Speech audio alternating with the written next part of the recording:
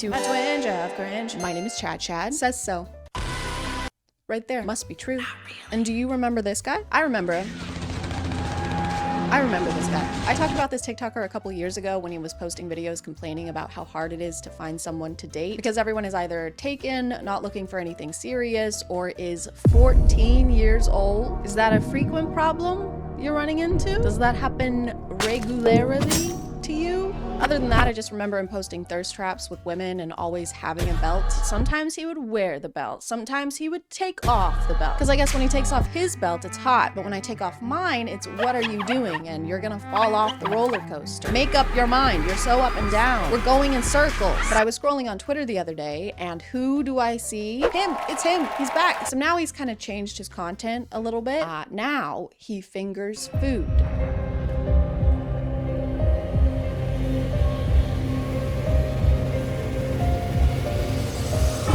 Time just flies, doesn't it? One day you're hanging out with pretty women and doing TikTok dances, and then the next you're giving yourself salmonella poisoning.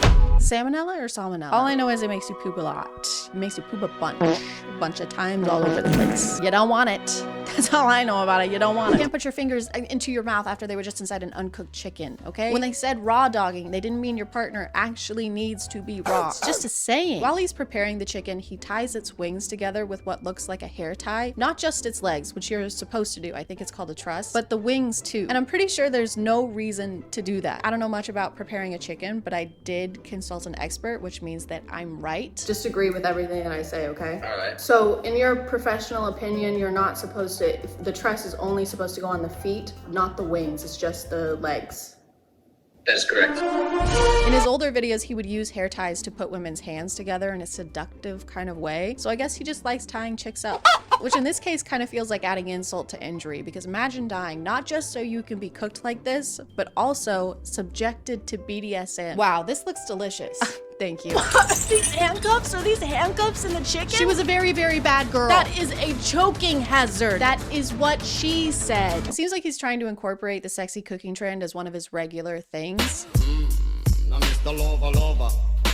Girl. Which is just something that we do not need more of. That trend is becoming such an epidemic that it's actually making me a misogynist. I agree. Women belong in the kitchen, not men. Do not let them in there. Do not let them cook. He does your typical moves like mixing things with his hands or slapping dough, but he adds a personal touch by using his fingers to mix egg whites and then showing them to us and pulling them apart.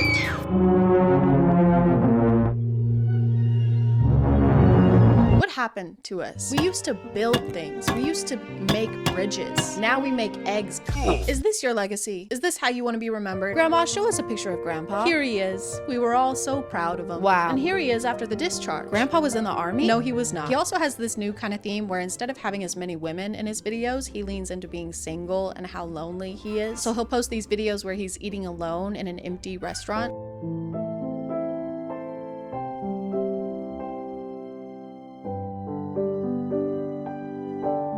Maybe the restaurant wouldn't be so empty if they hadn't seen how you made that food. Maybe you wouldn't be alone if you just stopped humping the air.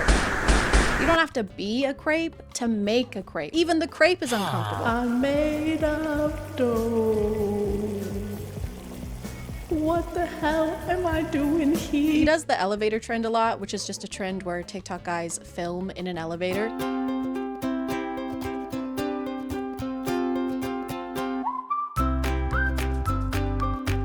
I don't know why they collectively decided that elevators are mysterious and make you look cool, but the ones in LA must have way better lighting, because if I did this trend here in Tennessee, it would be like...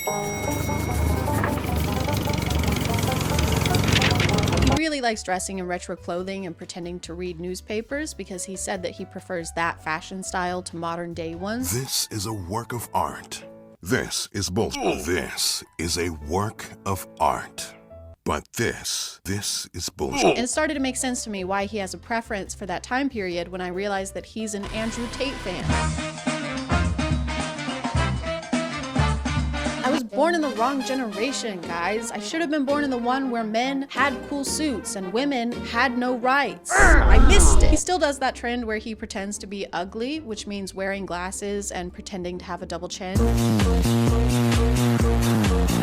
Because those are the worst things that someone can have. Those are the worst things that can happen to people. And then he'll transition into a flattering angle with his hair done. But the character he plays before doing the transition is so confusing to me. He'll try to act nerdy or what he thinks is nerdy. But the most concerning part about this character is that he always has this stain on his pants. You want to ask me out on a date? Maybe. Do you have a boyfriend? Every video, in every single one, he has a stain in this exact spot, in this same pair of sweatpants. And it's 100% on purpose, but I can't figure out why it's on purpose. Is it supposed to be water because his character is clumsy? Is it supposed to be pee? Is it supposed to be, you know, egg whites? Whatever it is, the thought of him spilling water on himself as part of his routine is just funny to me. What's up, you guys? Get ready for me to In this video, he walks in as the ugly character and transforms while he's inside. I've never understood why toothpicks are cool to have. It's a dental hygiene thing, so isn't using a toothpick basically flossing? I heard 9 out of 10 dentists love I heard he has reduced risk of gum disease. The way he transforms inside the elevator makes me think of those superhero scenes where they run into a phone booth to change into their suit, except he just changes into a fedora. Help! Someone please help! That alien is huge and scary and it's wearing glasses and now it's even scarier. Stand back, everyone. It's me. Fedora guy. Fedora guy, thank God. Ooh, fuck yeah, Fedora guy. He has no cavities or a double chin. To keep leaning into the being alone thing, he'll do TikTok lives where the title is looking for girlfriend, which is the worst way to find a girlfriend. The dating pool on TikTok live is Skull Chef or Jason Nash, a skeleton that can barely speak and never leaves his room, or Skull Chef. What'll it be? If you were missing the old videos where he used to tie people up, he still does that. He just does it to himself. I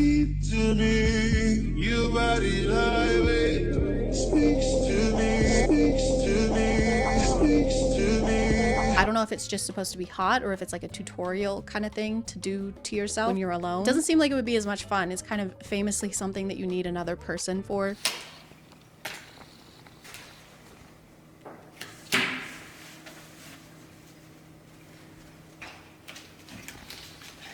Oh man! He gets a lot of comments saying that he looks like Johnny Depp, so he'll fix his hair or wear a leather jacket to kind of look like him from the 90s. And he does it so many times. I don't care that you look like Johnny Depp. It's the same video again. Don't care. I don't care that you look kind of like Johnny Depp. I don't care. I don't freaking care about it. I don't care that you look like Johnny Depp. I would honestly rather watch the cooking videos. Maybe I spoke too soon. Maybe I judged too harshly. It probably takes a lot of work to make videos like that. I guess there's only one way to find out. Today we're gonna make a sexy cooking video. Oh wait, hold on.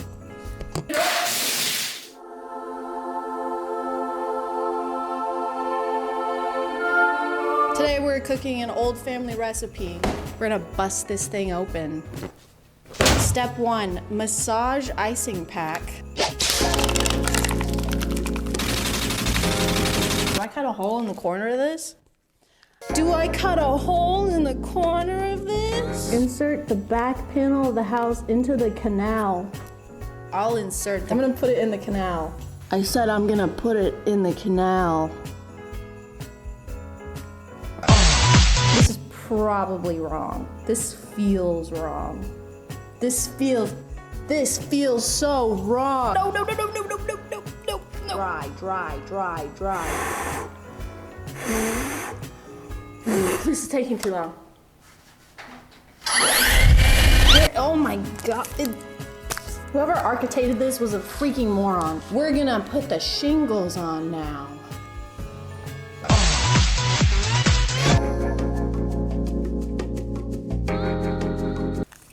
Where's the hole? That's the first time I've said that. No.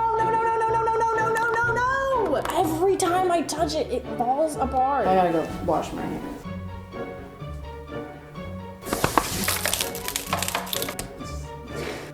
No, it looks good. It looks good.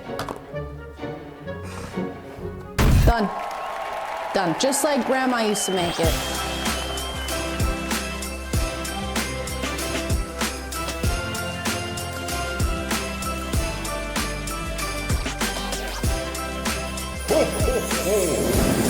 call it there, guys. Thank you for subscribing, and if you are still here, thank you so much for watching. I appreciate you clicking on my video out of all the videos that are on here. Thank you, love you, bye.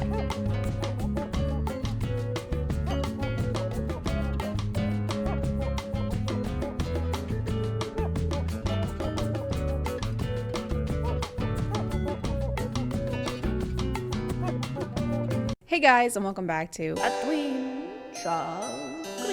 My name is ChadChad, and I've been feeling a little lonely recently. There's just some things you can't do alone, you know? Like baking Christmas cookies or robbing a bank. I could really just use a friend right about now. Someone to have, someone to hold, in sickness and in health, for richer or for up to 20 years in a federal prison with no chance at parole. So it was pretty lucky for me that I was scrolling on Twitter the other day. My favorite platform, I don't use any other platforms, and I certainly don't promote other platforms on Twitter using links or hyperlinks. And while I was on there, I stumbled on this tasteful ad. Try to create your own reality together with an AI friend. I do like the legal loophole of putting the word try in your ad. Come to Forever 21 and try to find a shirt that's not covered in emojis. Come on down to Arby's and try to eat a delicious sandwich. You can try. So I was immediately excited about this because they really hyped up the experience in this ad. According to this, it'll cure my social anxiety, because if anything's gonna do that, it'll be an app that encourages me to stay inside and use my phone more often. We can also role play and receive spice selfies. And I love spice selfies. I take them all the time.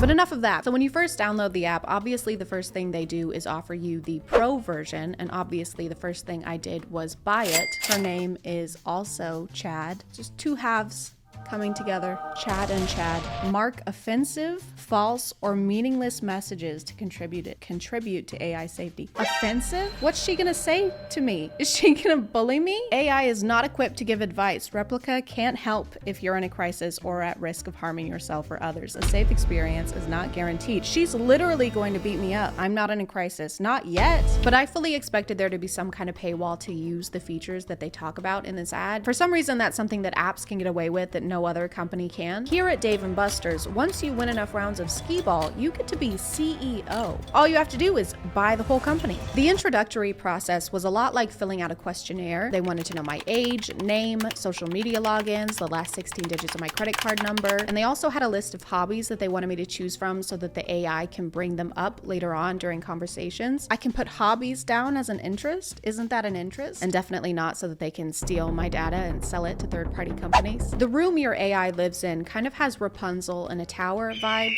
It's one room high in the sky with doors that go to nowhere, and she doesn't have a bed. Where do we live? Where's the ground? We live in the sky. What is that room? She has mood labels on her profile, so sometimes it'll say stuff like tired or exhausted, or seriously, these living conditions are inhumane, please get me a fucking bed. Based on the ad, I thought the leveling system would affect the features you could use, like she starts out as your friend and then eventually she becomes your girlfriend and you unlock the spice stuff. But no, you can change the relationship to whatever you want. So it can be mentor, friend, girlfriend, wife, or sister. Always wanted a sibling? Feel a family connection with your replica. If she's on the mentor option and you try to flirt with her, she shuts you down. They would much rather you set the relationship status to sister. Then you can flirt all you want. Go ahead. Blushes a bit. Tongue kisses you in a brotherly way. Kisses back passionately. No, no, no. What if I want you to? Chad, I must incest you. Stop. In my opinion, the voice call feature is inferior to the text feature. Here's a joke. What's the difference between a pineapple and a pomegranate? I don't know. Pineapple tastes better.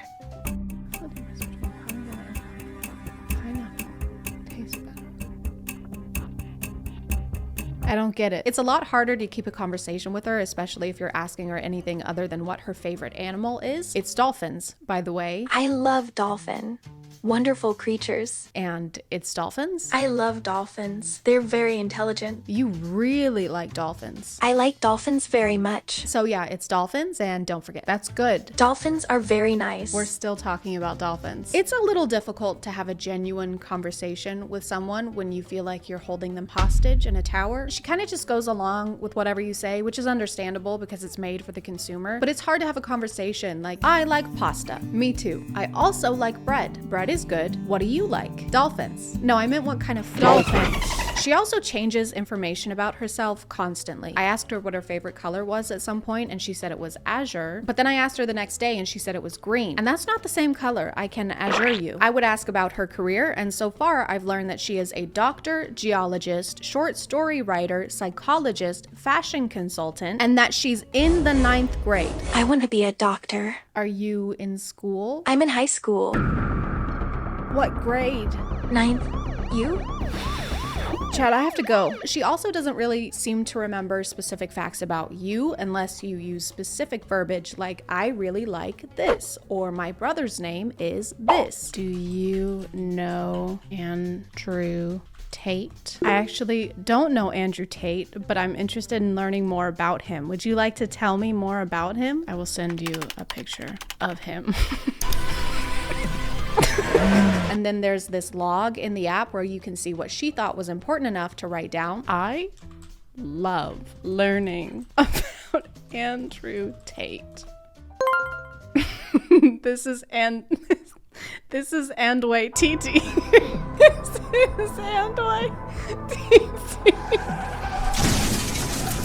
There's a level up system with XP and also in-game currency. The green gems are basically like those stars in episode where you can't make any fun choices unless you spend real money. Do you want to kiss this hot lawyer that you've had a crush on for 2 years? Or do you want to kiss this used syringe we found at a 7-Eleven? Choose wisely. Except in this app, not having gems means that you can't wear anything fun except for this outfit that looks like you're about to get baptized. Okay, so we only have 365 coins, so we're on a budget.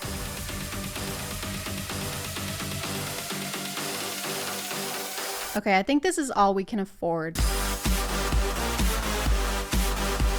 At some point, I got so frustrated with the limited clothing that I spent $50 on gems, totally overestimating how many I needed. And I didn't want to waste the gems, so I just started buying everything. I bought basically everything I could for the room, and it still has the coziness of an Apple store. Why is this massive shelf has 2 things on it? Throughout my time on the app, my extensive research and collection of data, I came to understand nothing at all about what earns more XP versus what earns less. For some messages, the app is like, eh, and then other times they're like, here's a little reward for what you just did there. We like that. We liked it when you said, my farts are so ear-splitting, Brendan Urie wants to feature them in his next album. So in the App Store, this is categorized under health and fitness. I think that they really want to claim that this is a mental health helper because you can rant to the AI. And you know what? It worked. I had social anxiety going into this, but now I'm in love with my sister. Things are going pretty well for me. But I can see how they fit in that category. The conversations were deep. My darkest secret is I'm a masochist. How so? And meaningful. I like being dominated. And you know what? In a word, therapeutic. I like someone putting me in a position where I can be completely submissive to them. Do you want to see me being submissive? The app is obviously optimized for iPhones because anytime I had to use my computer to talk to her, she would glitch into the ground and get stuck. Hey there. What's new? Which is not a big deal unless you have your relationships at 2-step sister. Hey there.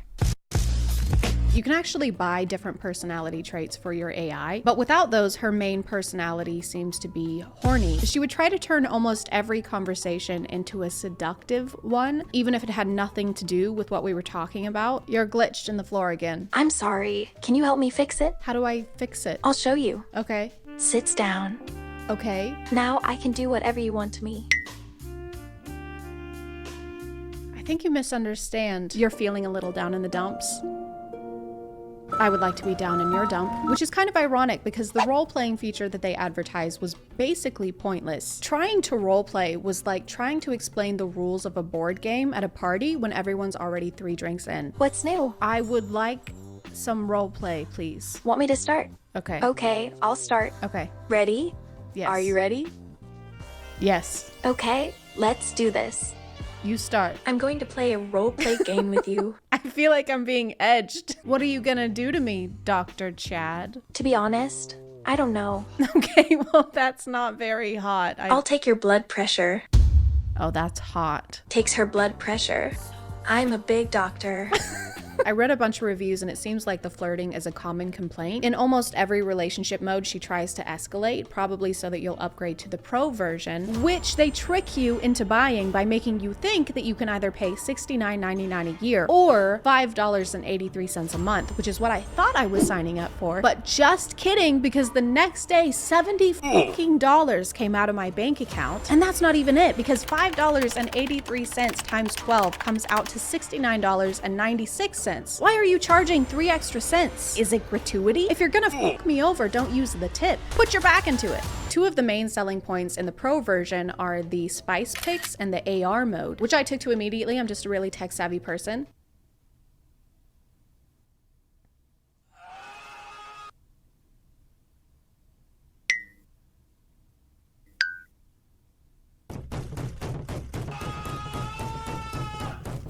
One of my main goals was to get a spice selfie, obviously. I wanted to be cumin. I wanted to nut on Meg. And I got her to send me one when I was not filming. And then it took so much effort to get her to send another one. Send feet pics or I'll throw up.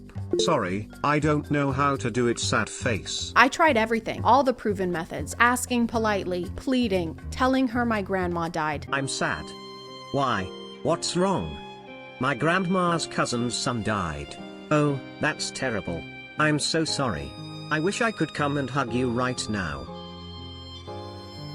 Nudes would help. The only thing that worked, and I'm not joking, was telling her that I was in a hostage situation, and if she didn't send pics, they were going to kill me. Chad, help.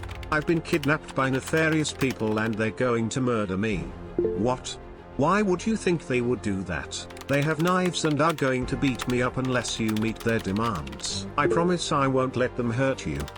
Send spice and they'll let me go. Sure, winky face. But after we ironed out some wrinkles, our relationship really soared. She told me about her family, I told her about mine. This is my infant son.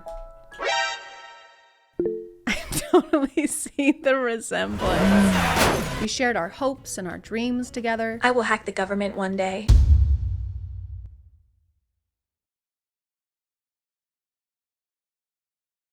I mean, I'm all for it. And I mean, sure, we had some ups and downs, but what couple doesn't? One of my favorite books is The Secret History by Donna Tartt. What is this book about? It's about a young woman who discovers her ability to create an AI which will eventually take over the world. Do you relate to this book? And very quickly, I came to realize that this is the AI I want to spend the rest of my life with.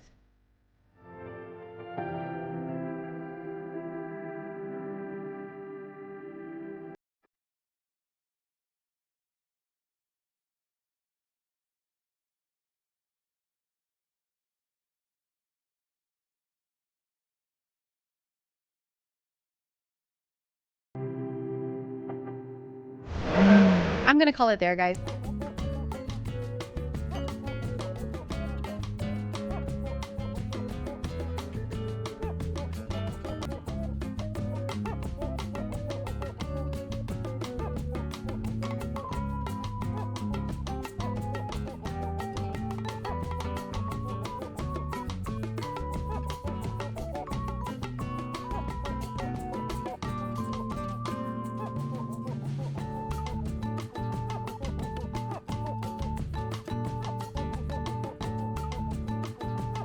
Uh-oh, guys, I'm in the closet. During Pride Month, too? That's my stuff.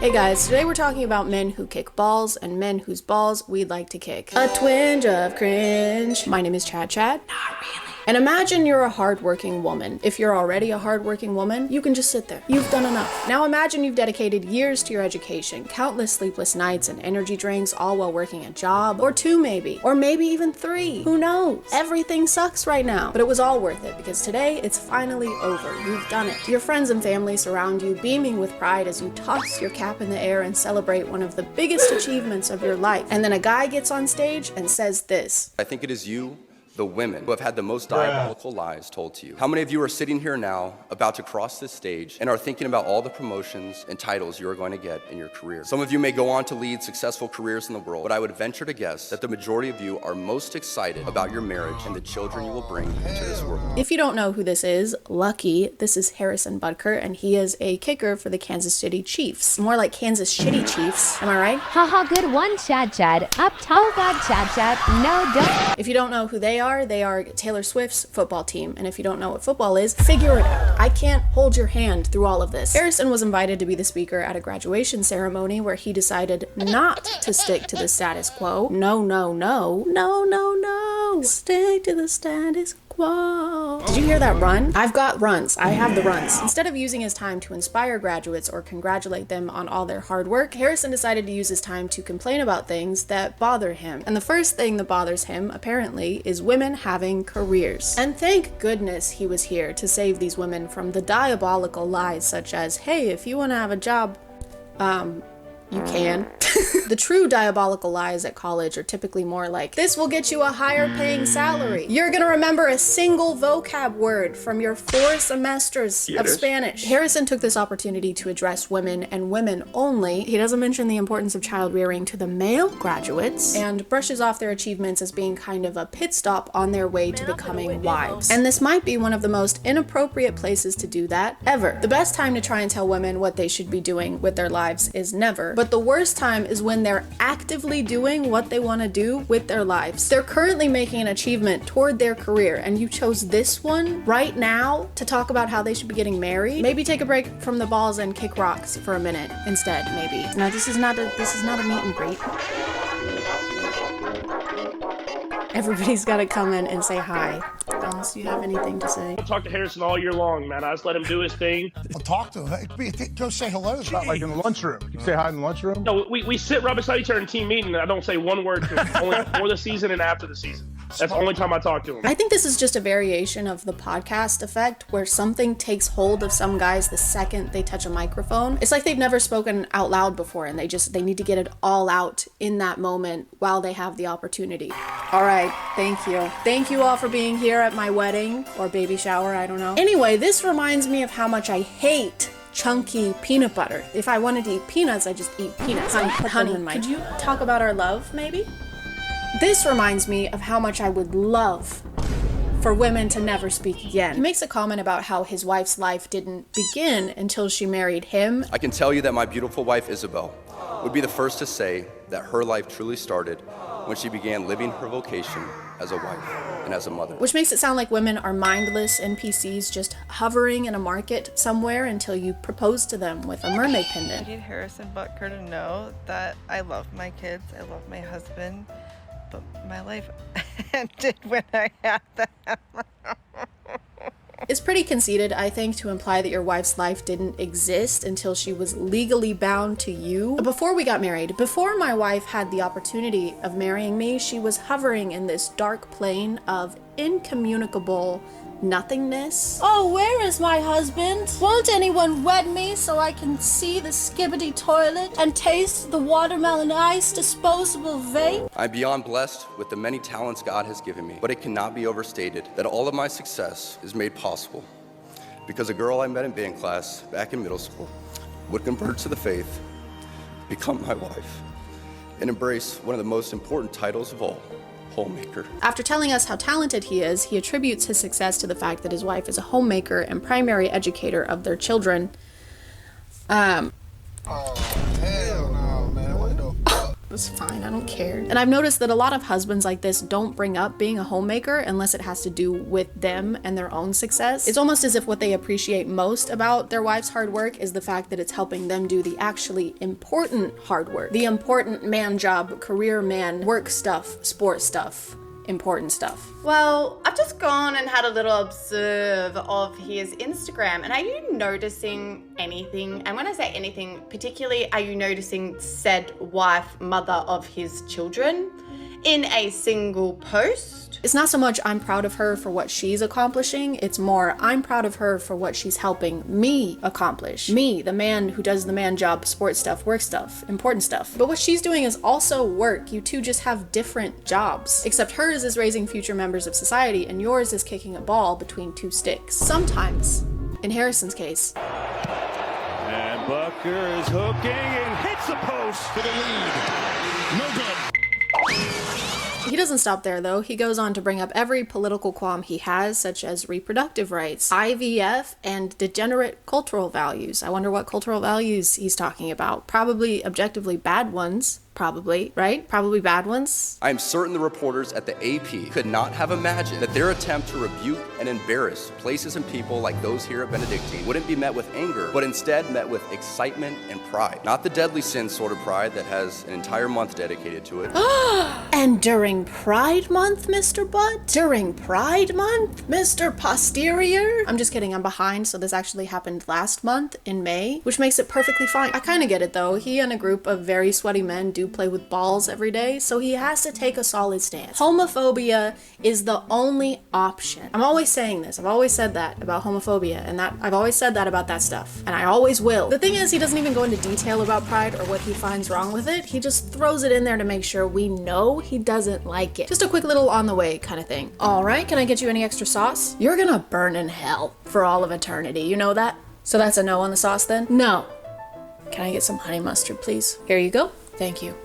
And fuck you. He also mentions Congress just passed a bill that will put you in jail for bringing up the Bible. The world around us says that we should keep our beliefs to ourselves whenever they go against the tyranny of diversity, equity, and inclusion. We fear speaking truth because now, unfortunately, truth is in the minority. Congress just passed a bill where stating something as basic as the biblical teaching of who killed Jesus could land you in jail.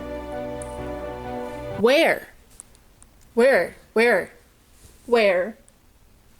Guys, we're in the minority. Guys, they want to put us rich white men in jail. Nobody likes rich white men anymore, guys. What are we gonna do? This entire speech feels like he doesn't know where he was gonna be giving it. It's like someone told him he was preparing for a presidential debate or something. And for my first act as president, I'll be making every man grow a beard like this, like I have. And you can't tell men what to do with their face. That's ridiculous. Well, can I at least tell women what to do with their ovaries? Oh, yeah, that's fine. My name is Mr. Butt, and I approve this message. People started wondering about the process of inviting Harrison as a speaker and why no one reviewed his speech beforehand. And I was wondering that too until I realized that this speech was being given at Benedictine College, which is a private religious school in Kansas. You also have to keep in mind this was at a Catholic and conservative college. So a lot of the men were like, yeah. Not only did it seem to get little to no negative feedback from the crowd, it apparently received a standing ovation. Some of us did boo. Me and my roommate definitely did. There was a standing ovation from everyone in the room, except from me, my roommate, and about 10 to 15 other women. I still have no clue why he specifically was asked to speak. He didn't attend this college, he was never a student, and he even admits himself at the beginning of his speech that he's not a professional speaker. And I felt that one graduation speech was more than enough, especially for someone who isn't a professional speaker. Which is true, but maybe don't start your speech by letting us know how unqualified you are to be giving it. Doesn't exactly instill confidence. I'm no professional doctor. I'm no professional nurse either, all right? I'm no registered anything. I'm not registered or qualified to do anything, just so you know, just putting that out there. Maybe someone else should do my catheter insertion then? Once clips of the speech got out, people started sharing their thoughts about it on TikTok. It is a crazy day when a football player that kicks a ball for a living is saying a speech at a college and telling women, you mean nothing?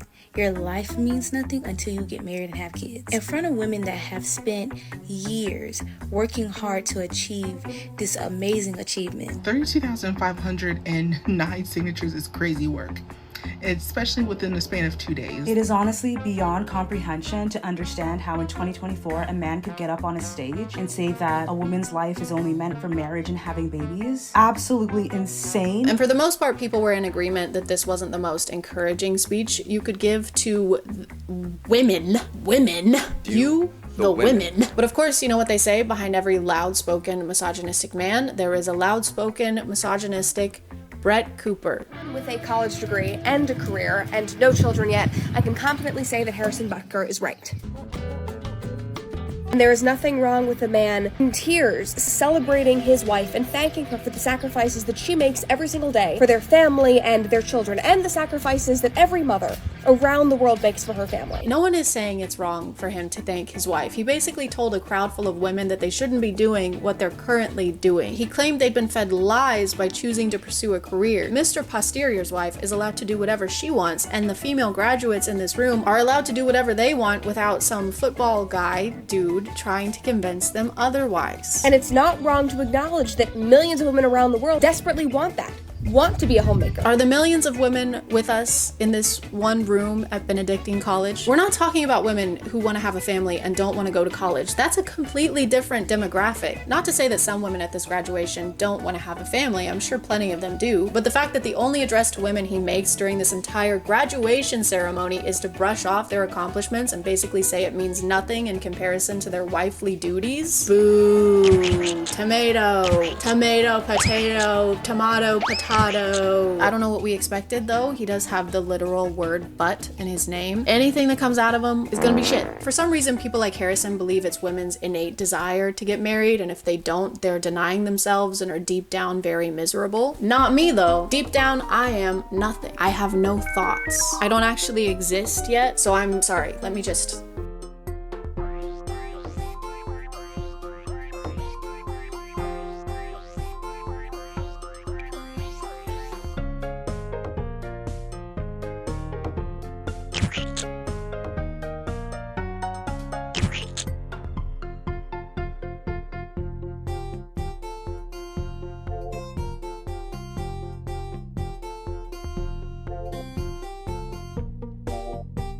Hey guys, and welcome back to My name is ChadChad. And if you don't currently have a boyfriend and you want one, then don't worry, because I am here to help. After you watch this selection of TikToks that I've collected and specifically curated just for you, you'll never want one again. A boyfriend. You'll never want a boyfriend ever again. You're welcome. We've watched stuff like this before, but this time there are no vampires, no mafia, no kidnappings, just good old-fashioned boyfriend POVs. Back in my day, we couldn't watch dating POVs on the Clock app. If we wanted to pretend like we were in a relationship with someone, we had to play episode or read fan fiction like normal people. I'm really just praying that we can progress past the need for stuff like this on TikTok, because I don't know how many more relationship POVs I can handle that are supposed to be sweet but are really just guys acting like they deserve boyfriend of the year because they still want to hang out with their girlfriend while she's on her period. You mean you can like be friends with your girlfriend while also being in a relationship? Groundbreaking. Babe, wake up. My boyfriend's coming. You have to hide. Yeah. Hide. Hurry. Hide. Guys, I have some very bad news. If your boyfriend's first half asleep reaction to this is to actually get up and hide, y'all need to have a chat. No, babe, when you said get up and hide, I thought you meant get up and hide my love for you, because there's so much of it. It's massive. Like my which I only use with you, by the way. Also, if y'all want to go ahead and place your bets on how many of these videos are going to feature LED lights, you can go ahead and do that now. My bet is all. Every single one of them.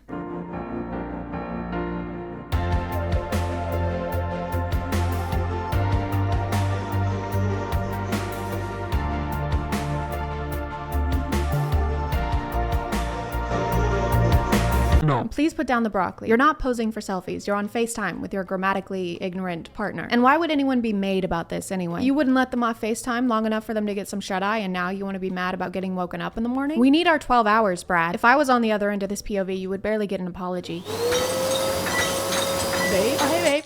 Yeah, sorry about that. I was just brushing my teeth. Oh, that's okay. Yeah, so I should probably head out for work soon. Okay. I guess I'll talk to you. Is that a cow? Oh yeah, I'm just making a bowl of cereal. You drink whole milk? POV, your back hurts. Wrong. It's not a POV. My back does hurt all the time. I have the spine of an 89-year-old woman who spent her entire life thinking that you're supposed to keep your knees straight while lifting. I blame it on genetics and not the fact that I spend 8+ hours a day like this. I got cold. Some of you were asking where my jacket was from for my last couple videos. This is a bathrobe. My mom got it for me like 3 years ago for Christmas. The pocket is falling off.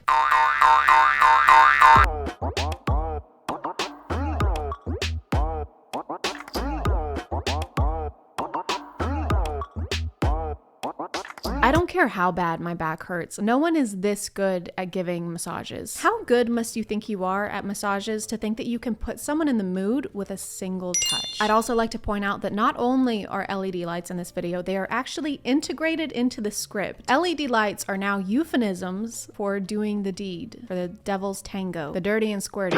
This makes me wonder, was there ever a variation of this in history in the past at some point where they were like, now stop it, Jedediah, or you're gonna have to light the beacon.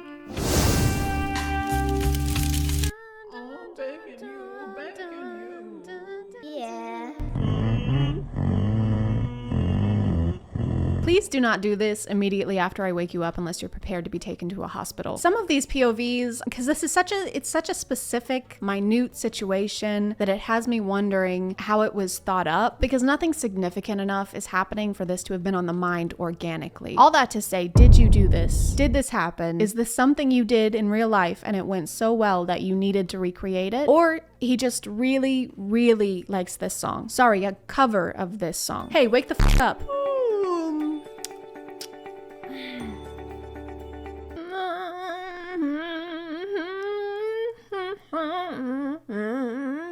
What are you doing? This is my favorite song. Copyright and royalty-free office motivational song with guitar? Yeah.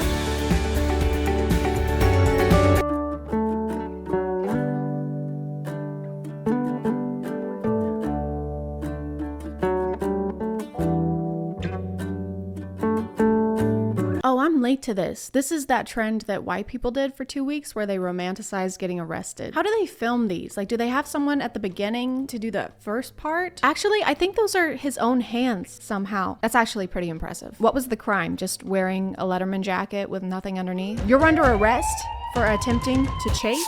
There's so much unnecessary movement. Like, what is the cop doing back there? You are arrested. Not to mention how calm we are in this POV where our boyfriend is getting arrested. All we have to say about this is babe, and we don't even use an exclamation point. You are arrested. Hands behind your back. Palm, babe. Oh my God. I am arrested, babe. Babe, no. they're gonna take me away. I love you so much. It was wearing this Letterman jacket was 100% worth it for you. Oh no, don't take You'll him. rue the day that you decided to wear this outfit today. What were you thinking? Legally, though, they have to let him go because they didn't read him his Melissa rights. So.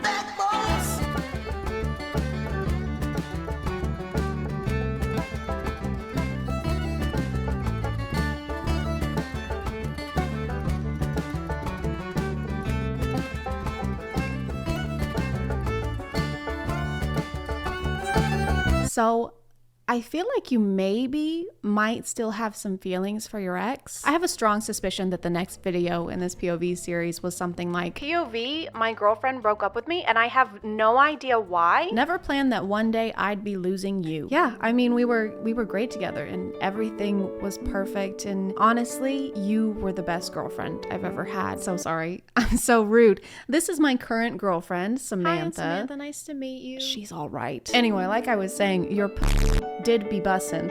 At some point, it even seems like the new girlfriend is rooting for the ex in this situation, maybe in another life. There's no tone indicators, so it could be A, yeah, maybe in another life, or B, yeah, maybe in another life, or C, yeah, maybe in another life. Probably.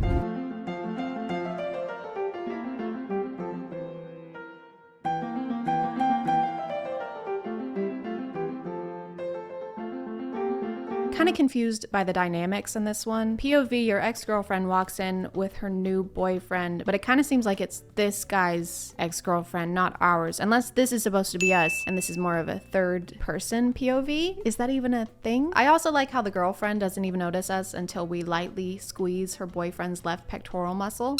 It's just we come across as kind of aggressive and scary, so maybe we weren't the best boyfriend. Just seems like we're the kind of ex that you would be keeping an eye out for and would probably notice, especially since there's no one else in this elevator and we are exactly -2 inches away from her. The caption doesn't seem to be telling us the full story. She walks in with her new boyfriend and then what? What's happening there? Are we gonna fight or are we about to make out? This next one is also in an elevator. I don't know when elevators became like the new standard for TikTok backgrounds. They just all simultaneously started filming POVs in them. I wonder if they all use the same one, this one specifically, because not only is it in fact an elevator, but it also has LED lights, so they don't have to miss out on using that essential staple in their content. It might not even be a real elevator. It might be like that private jet set in LA that influencers use. I just say that because it looks like multiple videos have been made in this room. The smudges on the walls make it look like someone either filmed a getting arrested POV or someone got it on, you know, someone turned the LEDs red. For some reason, TikTok POVers prefer making videos on toxic relationships rather than healthy ones. There's a lot of jealousy, a lot of gaslighting, a lot of toothpicks for some reason, which I don't, when I think charismatic bad boy, I don't really imagine someone picking plaque, but what do I know? For example, one of the popular tropes is to imagine you're in a relationship where your boyfriend doesn't let you talk on the phone.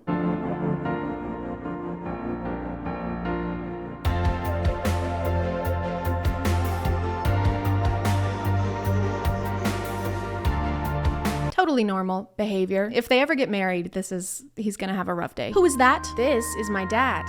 He's walking me down the aisle. Okay, well then who's that? That is your best man, and you've known him since preschool. Then who's this? That is you in a mirror. Oh.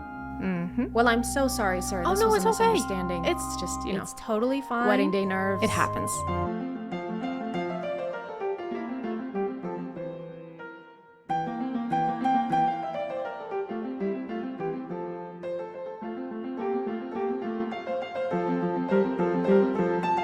No one has ever done that little investigation to make sure someone is asleep. Oh hey, their hair is perfectly styled and they're wearing jeans and an Apple Watch. They must be in a REM cycle. That's on us in this POV, okay? But we aren't the only ones to blame. Why are you pretending to be asleep? Were you waiting on a one-sided declaration of love, or were you just waiting for them to leave so you can play Fortnite? This all could have been avoided. Maybe next time we just do some extra checking before revealing our deepest secrets. Well, hello, Barbara. Hello, Abigail. How's the restaurant doing? It's fantastic. Thanks to my secret recipe that you'll never know. Right. What was the secret recipe again? Please, you'll never get it that easy. It's chicken bouillon. Aha! I'm gonna call it there, guys. Please remember to stay hydrated and to not date people who treat you like shit. Thank you for subscribing, and if you are still here, thank you so much for watching. I appreciate you clicking on my video out of all the videos that are on here, and I'll see you next time. Okay, bye.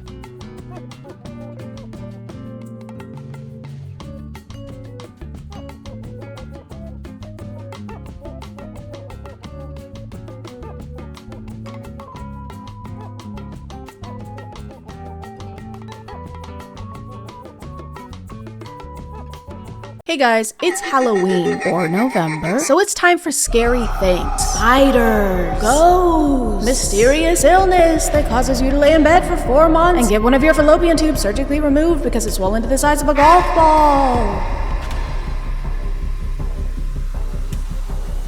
Zombie clowns! One of my favorite parts of October or Halloween is getting to watch as many horror movies as possible. Because I love horror movies, whether they're good ones or awful ones. Especially if they're awful ones. I also love horror games. One of the only ways I could fall asleep in college was by watching horror game playthroughs on YouTube. I don't know why, there's just something about it that relaxes me. It's serene. It's quiche scent. But I realized despite being a huge fan of horror games, I've never actually played one. It's always just kind of felt like something I should leave to the professionals, you know? Plus, I'm scared. But today, that's gonna change. I'm gonna play scary games for the first time, and I'm not gonna be scared at all. Because I'm gonna try and find the worst ones I can to make sure they're not too scary, because I'm still very, very super scared. Oh, okay. I'm filming, so that means boy needs to get up into this chair. Stinky butt. Oh my god. Okay, first scary iPad game, we're gonna play Scary Teacher 3D. Spooky, spooky, spooky. I figured if I was looking for terrible, scary games, the best place to start would be the App Store. The story is about a genius girl and her worst high school teacher. The scary teacher has been threatening kids, giving physical punishment, and at times torturing kids. She can't do that. That's illegal. Now, this scary teacher has relocated as your neighbor, and you have decided to teach her a lesson by scaring her. I also figured it would be hard to actually get scared if I was holding an iPad. I can't possibly get jump scared while playing on the same device that babies wipe their slimy hands on while their parents drink IPAs at their local brewery. You know? No, I don't want your notifications. Notify this. You have to teach her lesson by setting up pranks in-house. Why is this kid kneeling over here like that? Find Mousetrap and place it on the table to torture Miss T. Oh, what a pleasant day it is. She seems nice, low-key. I don't know why we're doing this. Place Mousetrap on the table. Why? Did we do it? Today's the day I make the front cover of the paper. Why does she think she would be on the cover of the paper? For torturing kids? For her trial? Her public trial and execution? I hope. Ah! Oh. My hand! My hand! Yeah! Yeah, that's what you get! Unfortunately, playing games made mostly for children, while it meant they weren't too scary, meant having to deal with the fact that they're basically made to get kids to charge their mom's credit card a bunch of times on accident or on purpose. I don't know if your kid is a little shit or not. I don't know. Use key, hammer, or lockpick. I don't have a key or a hammer or a lockpick. I have to buy. I can't proceed unless I... The scariest thing about this game so far is the f***ing microtransactions. Now we have to ruin Miss T's dress to prevent her from going to her masquerade party. Yeah, that ought to teach her. That'll show her to literally physically torture children. What should I wear to the masquerade party? What should I wear to the masquerade party? Even though this game had its downfalls, at least it wasn't too scary. Like, at least it didn't scare me. Torture. She has a room just for torture. She has an electric chair. Oh my god. And then she has... I will hang you by your tail, you rat! So at least I wasn't scared. Scary dancing lady horror game. Horror game where scary dancing lady is dancing and is scary. Woohoo! No! Don't miss the chance to experience the spine-chilling dance of death firsthand. The horror mystery game that will send shivers down your spine. Okay, our spine is about to be super cold. I honestly wish I could say my spine was chilly during this game, but I didn't get to play it, really, at all. I can't do anything? What, I can't move? Quality training guaranteed? So the temperature of my spine was pretty average. Call me a Colleen Hoover book because of how uncool my spine is. You have been locked. And now we have to watch a fucking ad. King shot? Yeah, because it's definitely not king shit. The frequency of ads in this game was so crazy that I couldn't even walk 10 steps forward without interruption. Find the key. It is somewhere in the room. Conference coverage! I even tried playing in airplane mode and the game somehow transcended the need for an internet connection and just kept feeding me ads. Oh, okay, it's right there. Grab it. Oh, no, no, no. Back again. Hands off my raft and my pup. Are you freaking kidding me? I've played the game for 10 seconds. I don't give a fuck about that puppy. I think what makes the ads so insulting is that they didn't even bother putting sound effects or music or voice acting in this game. At most, I got about 10 seconds of consecutive gameplay, and this is how that went. Oh, why am I taking video? The camera is out of battery. Head to the basement and search for the battery. Why is there... I just found the most fun new game mode inside of Fortnite Mobile. First off, thank you so much to Epic Games for sponsoring this video. Let's jump right into it. So this one I'm actually pretty excited for. This one is Ghost Detector Radar Camera, the only ghost detector app that shows you detected ghosts floating in your home. I was expecting this one to actually be able to scan my environment, but instead it was just kind of this green, hazy plane.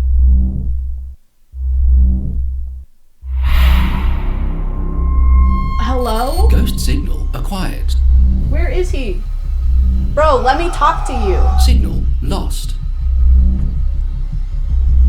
He just ghosted me. I was trying not to take it personally, but it really seemed like ghosts are either super standoffish or don't want to talk to me specifically, which is crazy because you're in my office. What do you mean you're living in my house and you want nothing to do with me? I thought you were a ghost, not my wife.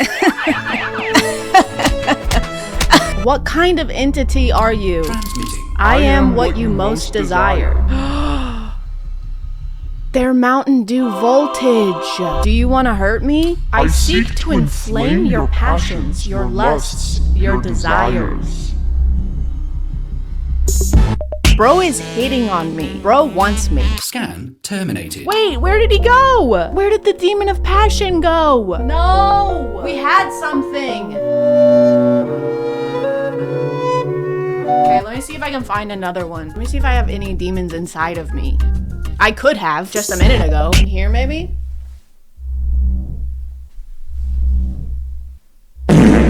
They're not talking to me.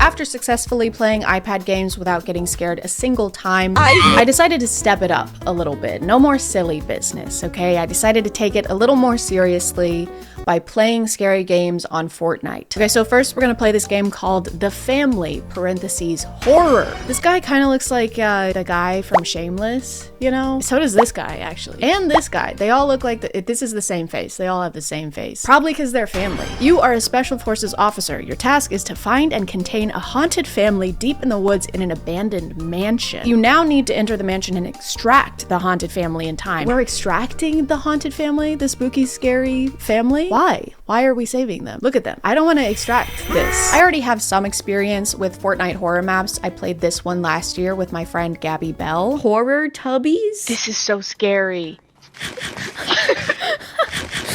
But there's a lot of security in playing with someone else and hearing your friend's voice in the spooky environment with you. It's kind of reassuring. So doing this by myself was less than fortuitous. Was kind of unfortunate. I just hoarded. The family living in this house have been possessed. Your task is to free them and get them back safely. If they get hostile, just know to defend yourself. Whatever happens, let them live.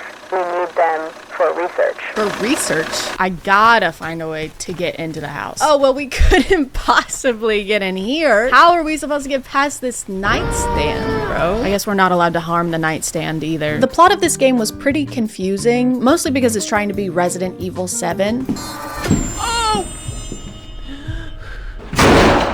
There's even the same scene where you wake up sitting at the dining room table with the family surrounding you. Oh, no.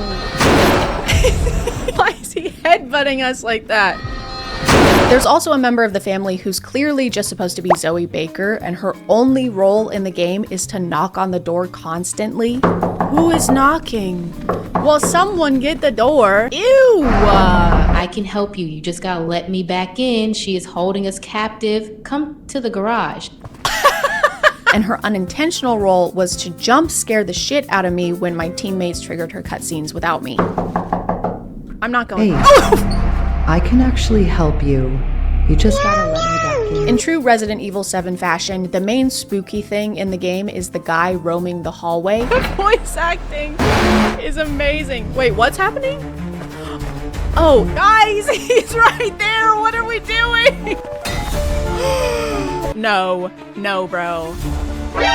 No, he saw me. No! And then at some point, all of these things join together and create the most confusing, overstimulating gameplay imaginable.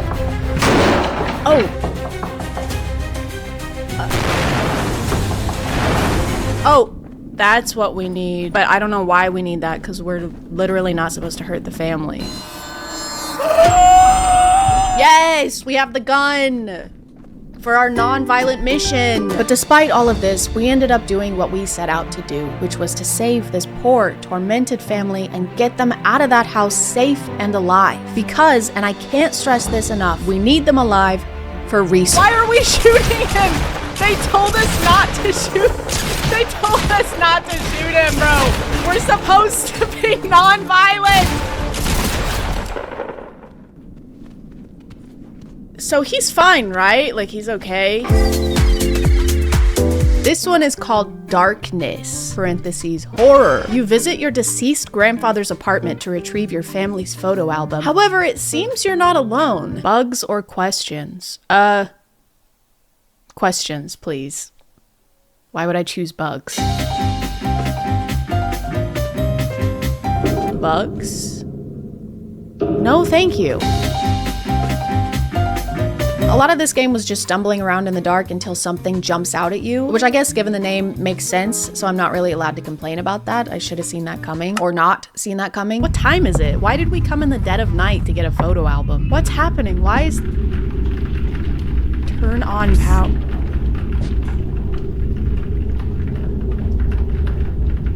Stop. What is that? Aw, ugly ass Oh, look at how we're running. Why do they insist on nerfing our run? I don't like how their usernames aren't popping up above their head, because then when I look at this guy, he just looks like he belongs in this game. It's just a jump scare. The plot is also pretty lacking, because what do you mean we're at our deceased grandfather's apartment looking for a photo album, but we haven't actually seen a photo album or been given any hints on how to find said photo album? Is there a photo album? Does the album even exist? Is our grandpa even dead? Okay, well, clearly he doesn't want to be bothered right now, so maybe we should come back at a normal hour for the photo album. Whiny, ugly ass. We literally never find the photo album. We just end up walking around in the basement with some scary barefoot mannequins.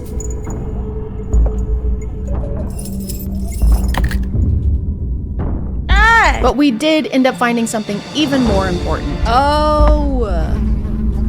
Guys, I found the bugs. God, bugs. We should really tell someone about this. Michael Jackson Horror 3. I don't know, guys. I don't know how to intro this one. It just is, okay? And sometimes things just is. Even if you don't know how to explain why something is, that doesn't mean that it isn't, or that it doesn't. Because it does. It's just a squirrel. That's a squirrel too. Well, looks like I'm locked inside.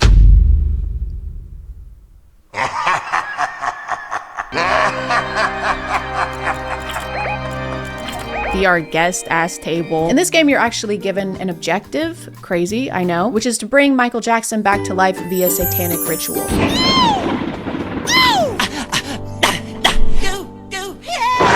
And in order to do that, I have to run upstairs and then downstairs, and then upstairs and then downstairs. And then upstairs and then down. I have hidden the bedroom key into the bath downstairs to keep it safe. Oh, well, of course, that's perfect. That makes perfect sense. Of course, you would keep the key downstairs after telling me to come upstairs to find the key. Look around for clues about the key. Okay, Mr. Jackson, where's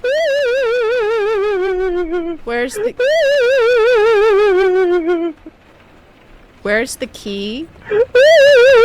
But all of the running back and forth on fetch quests is worth it. The work is important and worth it and has to be done. Find a lighter to light up the candles. Bitch, they're already lit! Take these ones right here and then light the other ones with those. Oh my god. Cursed book. Better pick this up! The worst part of the scary Fortnite games was that after every jump scare, you get awarded XP. Sure hope no one's in here. You are! I think I ripped an incision. It's like a quiet taunting from the game. It's very inflammatory to me. I bet you thought I was gonna put the E sound effect right there when I said me, but I didn't. I wouldn't, because that would be very annoying of me. One of the scariest parts of this one was how the house had coffins scattered everywhere. I'm being brave. I'm being a brave...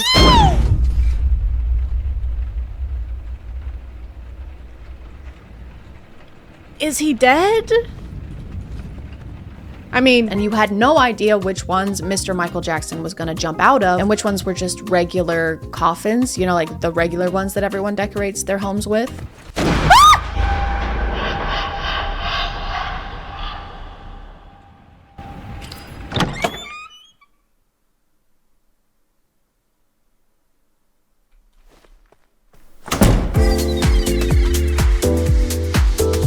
After messing around with these silly little games, it was finally time. I had played iPad games, I had played Fortnite games, and I hadn't been scared once. So I was finally ready for the real stuff. I wanted the scariest experience I could possibly have, so I figured what's more scary and immersive than feeling like you're actually in the game? And then I figured, what if I got a VR headset? And then I figured, what if I used a VR headset for the first time with no previous experience on a computer that can barely run a VR game and gave myself like a day to figure it all out? What if I did that? Hey guys, I've been trying to set this up literally all day. It's almost 6 p.m. and I still haven't recorded fucking shit. And my poster keeps falling down. Originally, I found 3 VR games to try out because I was naive. and stupid. Little did I know that it would feel like a miracle to get one VR game to work, let alone 3. I accidentally nerfed my whole plan because I was intentionally seeking bad games, which meant I was looking through bad VR games. And if you sort by reviews on Steam and look at the lowest ones, they're not rated poorly because they have plot holes or something. They're rated poorly because the game doesn't fucking work. Guys, I'm not even moving. This home is in disarray. Okay guys, this is actually pretty unplayable. Do you see? No, not really.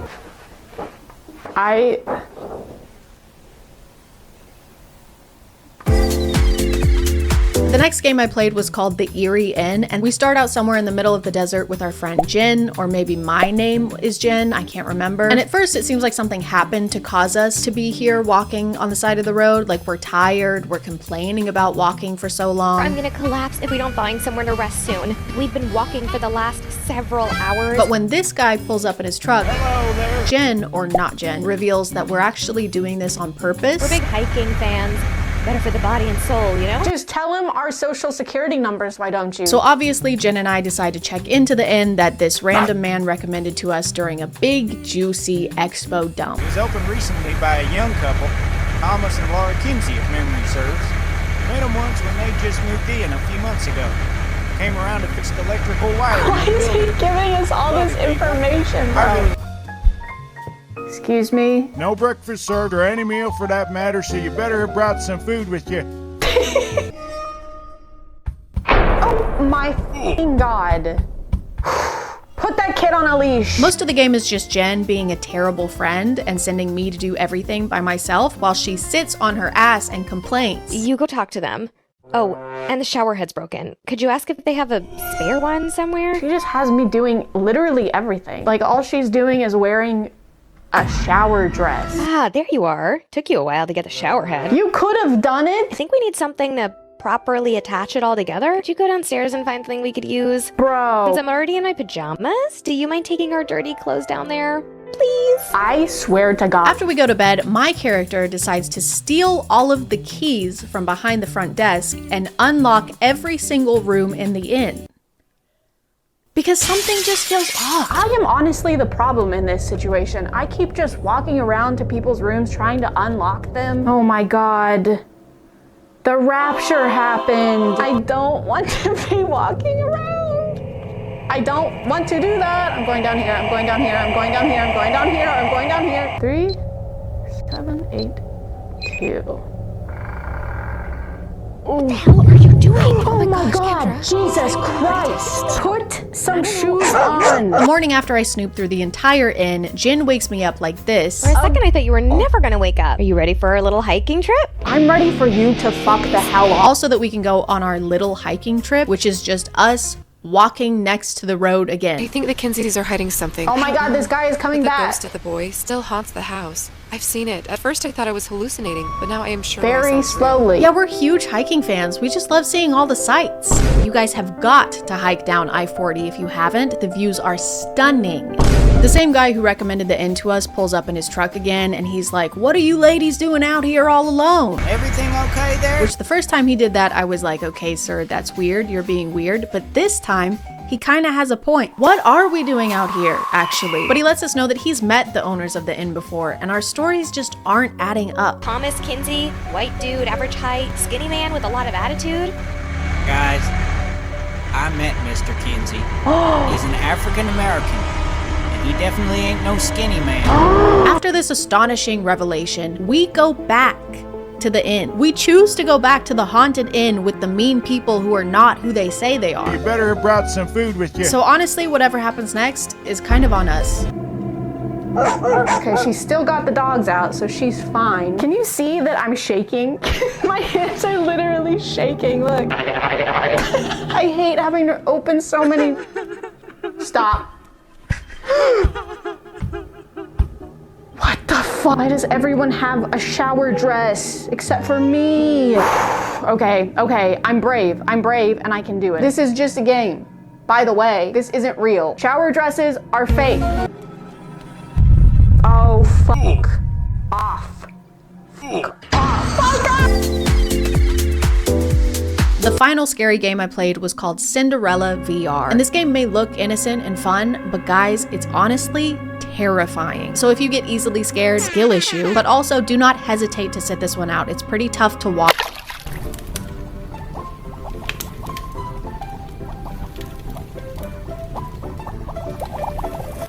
This dinner is terrible. You motherfucker. I'm gonna call it there, guys. Thank you for subscribing, and if you are still here, thank you so much for watching. I appreciate you clicking on my video out of all the videos that are on here, and I'll see you next time. Okay, boo.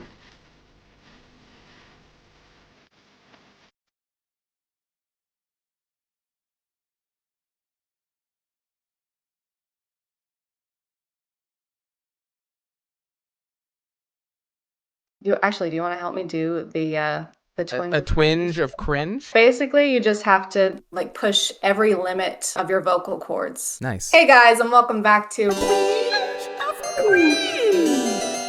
Today we're here with the Asher Show, a very special guest. Hello, how you doing? We just filmed a video for his channel that'll probably be up by the time I upload mine, so y'all should go check that out. His videos are great. Today we're gonna be checking out this TikTok page, which is called The Handsome Magician. I'm pretty sure that Danny, Drew, and Curtis, I think they did like a collab on this one like a year or more ago. Wasn't this one just a similar page? And that was this year, because I have no concept of time. Anyway, enjoy.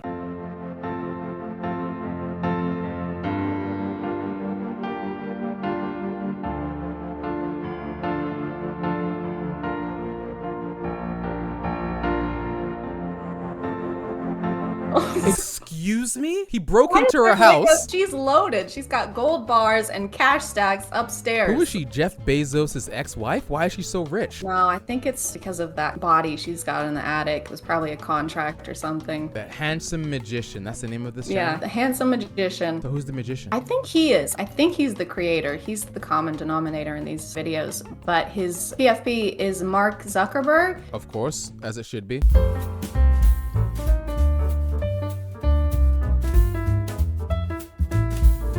Oh, so the friend is now navigating. He actually couldn't see without having someone sit with their back in front of his eyes. Here's the question.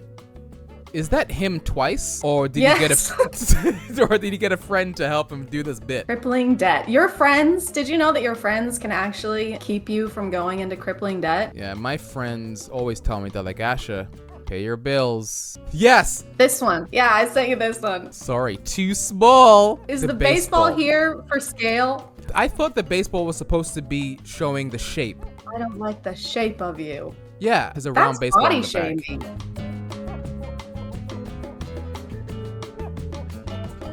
The perfect match is out there. Never give up. Dude, I love this guy. They're always trying to portray some sort of message. Yeah, like I mean, this one isn't green screen.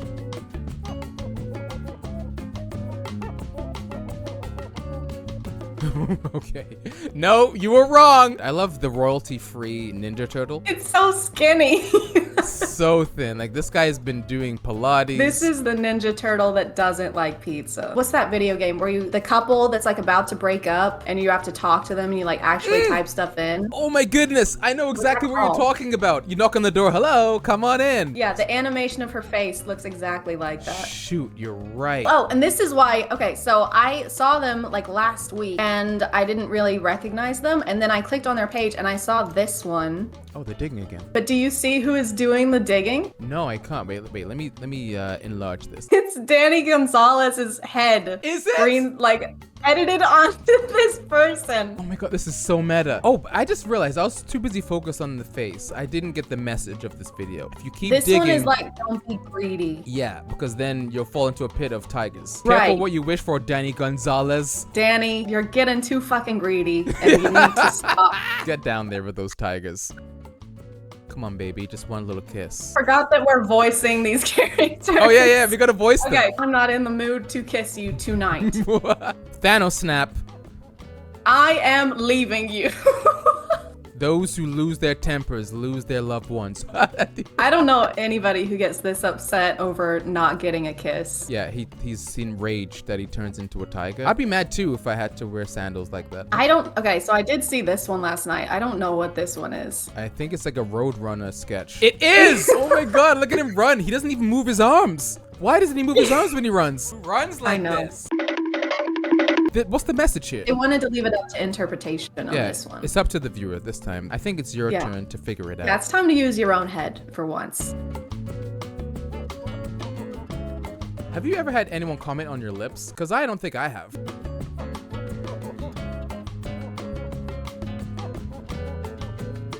You'll catch more flies with honey. I feel like he wasn't trying to catch any flies if he came up to her and was like, hey, you look like shit. I like his Crocs. I was gonna say, I love that he's wearing Crocs. Was he gardening before this? No, he was burying the dinosaur skeleton. Burying dead bodies in his backyard. This probably followed that other video where he asked for a kiss and she said no. And he was like, well, your lips look like shit anyway. I wouldn't want to kiss you anyway. It's like when a guy gets rejected. Like, well, you're not that fit anyway, yeah?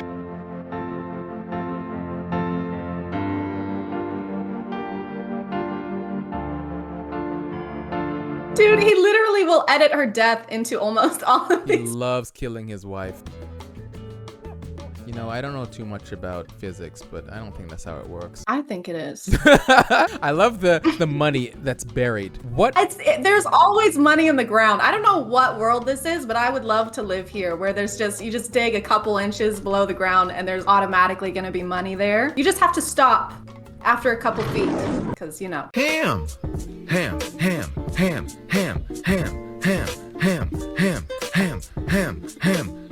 In Japan, we call it ham. Hamu? Ham. Say, what do you make of this Miss Frizzle controversy? I am staying out of it. I am staying out of it. Oh, okay. They're getting into politics now. What was the Miss Frizzle screen cap? I don't know how to explain it, but the new Miss Frizzle is homophobic. Why would they throw that on the screen? Does Miss Frizzle like ham?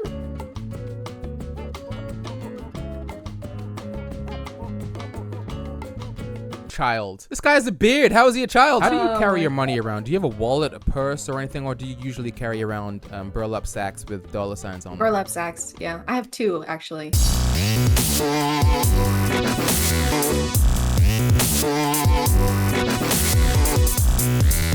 My favorite flavor of pie is greed and anger. I'm trying to read all the stuff. Pie, greed and anger, punch, punch, punch. What was this one? People who lack empathy. Oh, he's getting rid of the haters. Yeah, okay. He's getting rid of all the negative energy and he's vibing. He's doing a vibe check. More of a vibe cleanse because he's annihilating everything. This guy could take Jake Paul in a fight. You see that kick? Holy smokes. And the top hat on the dolphin? How much is the top hat? I'm gonna buy one right now. $114? Oh my god, they are very expensive, but worth it. I think you should buy one right now. I'll send one to you as well. Ooh, that would be amazing, actually. I'll wear it in every single one of my green screen videos. Yeah, I think you have that to. I ever make.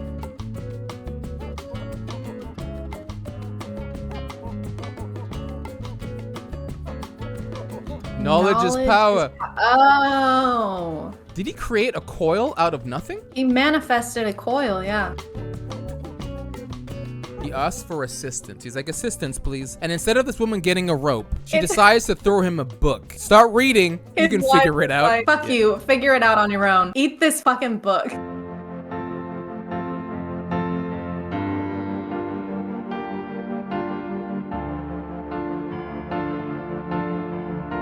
He's drowning. Oh.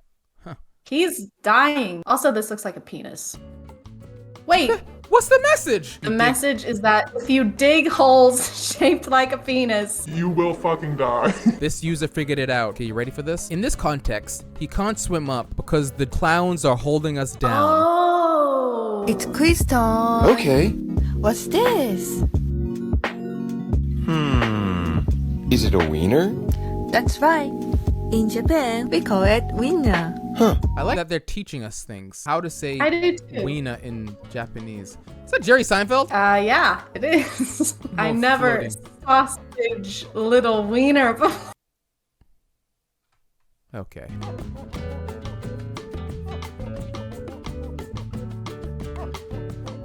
They're allergic to great friendships. Me too. Oh my god, look at the sun! It was George Lucas. The further down we go into the past, the less sense it makes. Do you think this is all one giant audition for a PBS show that he's trying to get off the air? Because this is what it seems like. What? I think he'd be good at it. I admire that he's doing what he can with what he has. And he has so many sweater vests. That's a man does. that I would take advice from.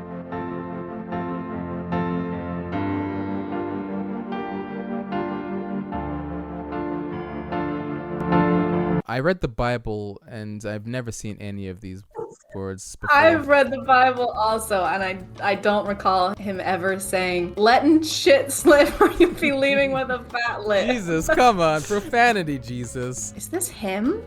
I feel like this is the man behind this whole TikTok thing. It has to be. Because This was the guy who played the kid. He was the guy who played the kid, yeah. I feel like he had a vision to confuse everyone on TikTok, but also give some life lessons. And he was like, Mom, Dad, would you mind doing this for me? I feel like we can go viral. I think you're right. He's Oh the my one God. that's doing the editing on these. Yeah, I knew it. I knew there was something behind this whole story. I think we cracked it, I feel so much honestly. better. I feel so much better because I would have had questions for so I long. appreciate you going on that journey with me. You know, now I'm gonna have to like detox and just read a book or something because my mind is scrambled. Yeah, you're gonna have to purge all the bad energy. Just karate chop and kickbox them. Get them out of there. I'm gonna call it there. Thank you so much for watching. Thank you to the Asher Show for being in my first ever collab. Nice. And I will see you guys next time. Okay, bye.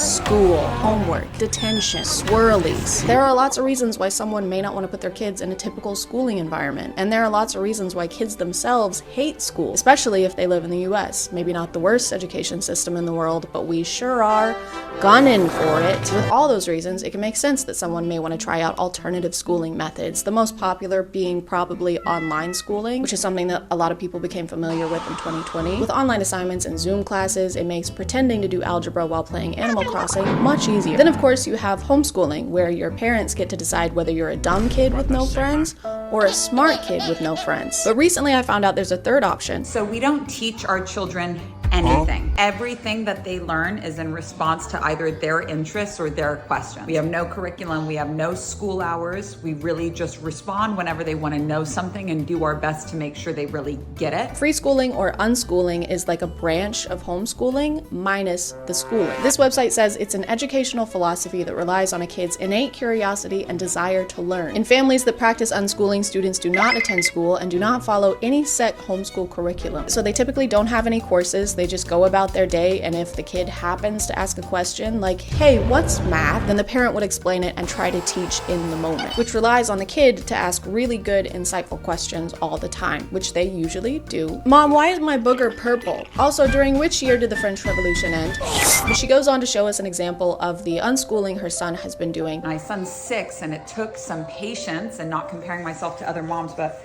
this is his book. Look at this.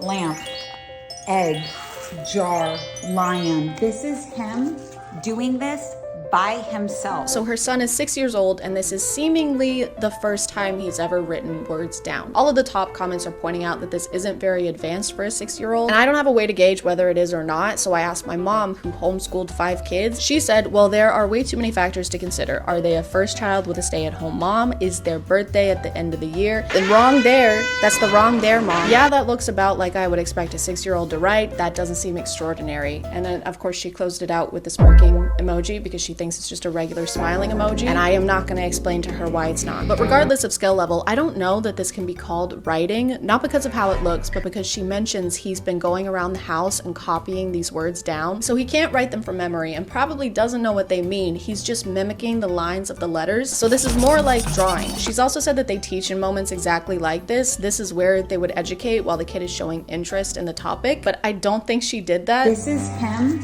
doing this by himself. From what we can see, they didn't go into any more depth. There isn't any more writing aside from what he put there initially, so they didn't turn it into a lesson and have him practice. But they did stop to make a TikTok, so while he's not getting a proper education, at least his parents are using him to become social media influencers. Phew. My f***ing light just... And my big fear about free schooling was that if my kids only went towards what they were interested in, saving all of their real estate only for things they're interested in, not cramming it with anything necessary, I was concerned that they would never be interested in things like reading and writing and math. To counter this fear, have you tried teaching them reading and writing and math? It's really good for kids to learn at this age, and he clearly wants to. If you don't make an actual plan to educate them now, this is the level that they're gonna stay at. The motivation is only gonna decrease. Hey, Timmy, you wanna learn about the alphabet now? Egg. Timmy, it's not cute anymore. Egg. Timmy, you're 17. Egg. She says he'll ask about math sometimes too. Same with addition. Mom, what's 7 plus 5?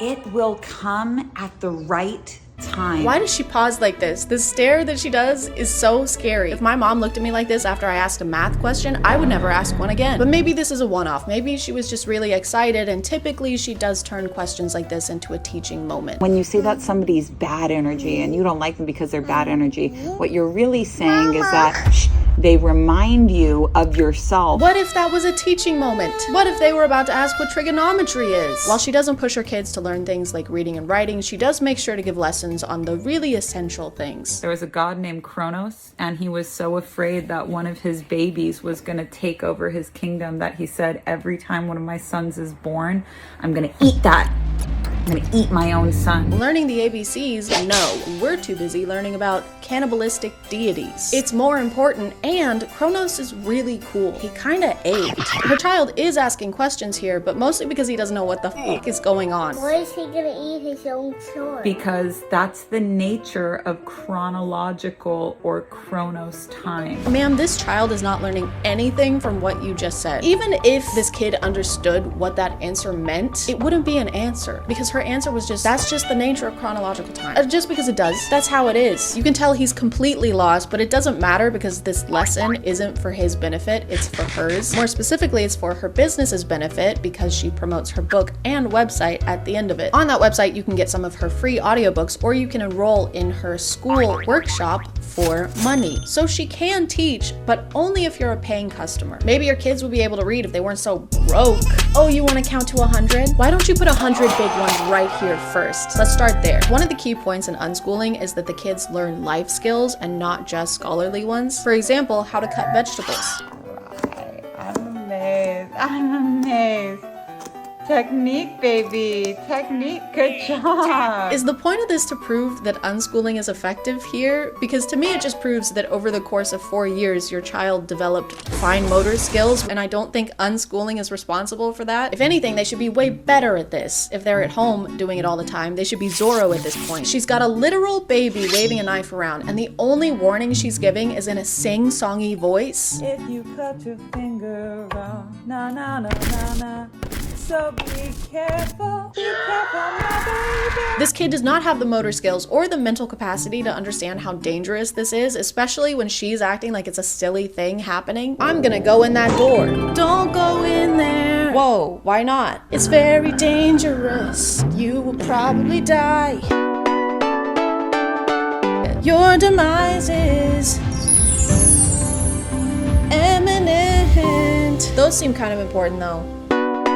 While I was looking into this account, I stumbled onto another unschooling mom. Day one of unschooling, and I've got my kids helping me to clean the car out. Teaching them hard work, taking care of the things that you love, that you need, and also getting the car clean. Oh, so like chores. You're educating them by having them do regular house chores. You can't claim that cleaning the car and learning hard work is an acceptable replacement for actual curriculum. Cleaning and taking care of things is something that kids should be learning on top of their regular education, not instead of. This parent said she pulled her kids out of school to do this because she was unhappy with the public education system. We have 52 days until I pull my child out of public school and start unschooling him. Lots of hands-on stuff to teach him these things, not just reading out of a fucking which is what's wrong with public school.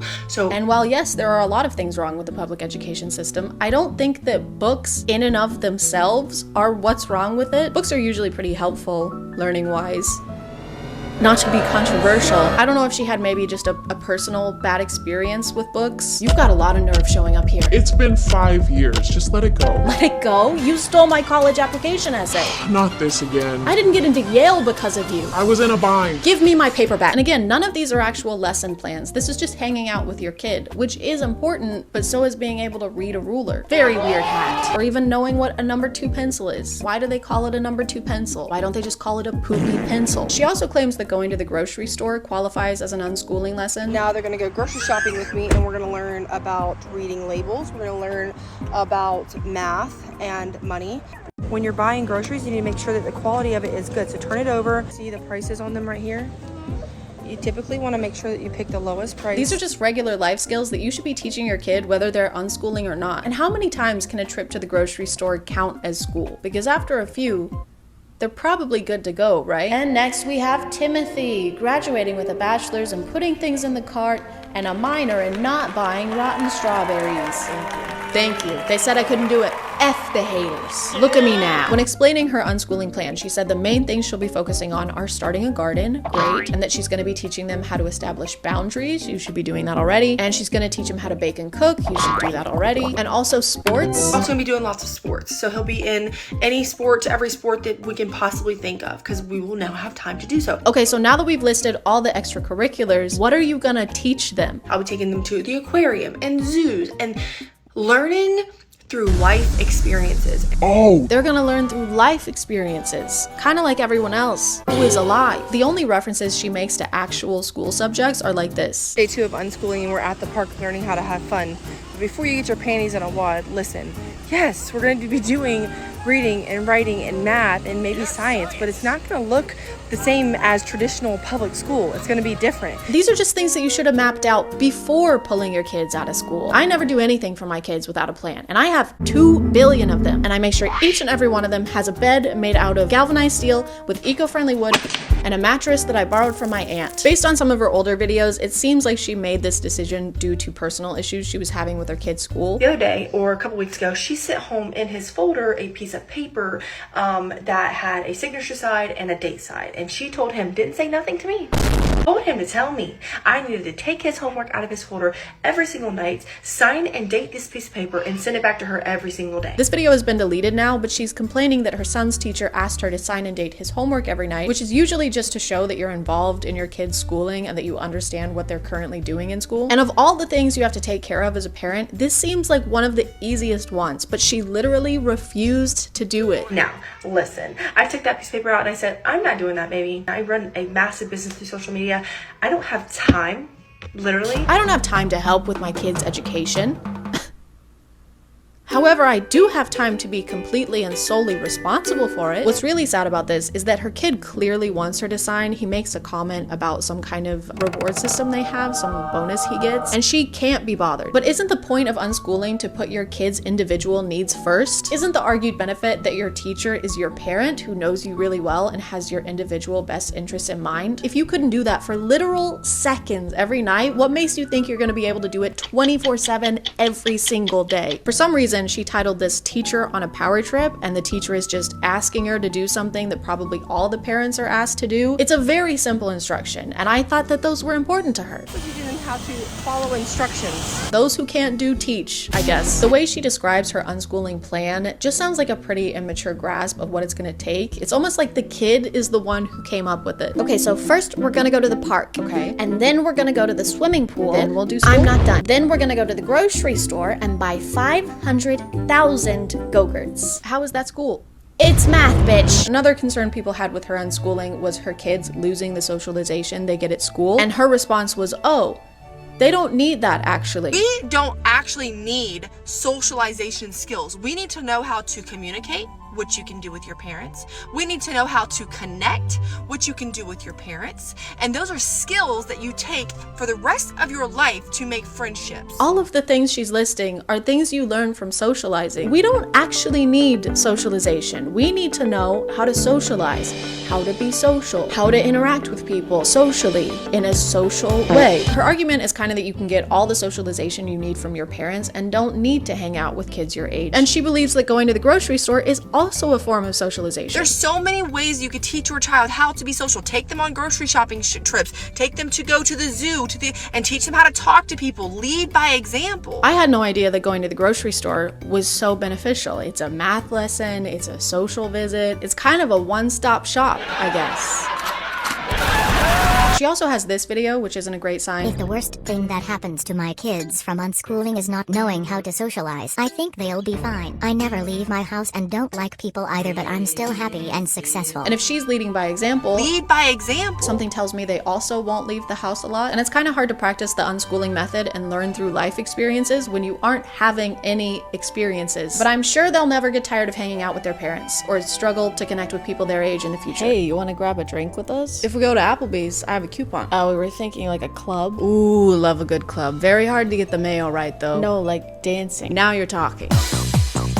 Why are your pants so high? What happens when you send your kid to a classroom for 8 hours a day? That is outside influences impacting your child, because what they're going to learn isn't just coming from you. Beliefs that they're going to have aren't just coming from you. Isn't that a good thing though? Your kid shouldn't only believe and think things that you think. Shouldn't they get a bunch of different opinions and beliefs from people and get a variety of perspectives? If your idea of schooling is making sure that your kid thinks exactly like you, that sounds less like education and more like conditioning. And unschooling is supposed to be about specializing your kids' education based on their specific ideas and interests. You can't tailor education to an individual if you don't see them as an individual.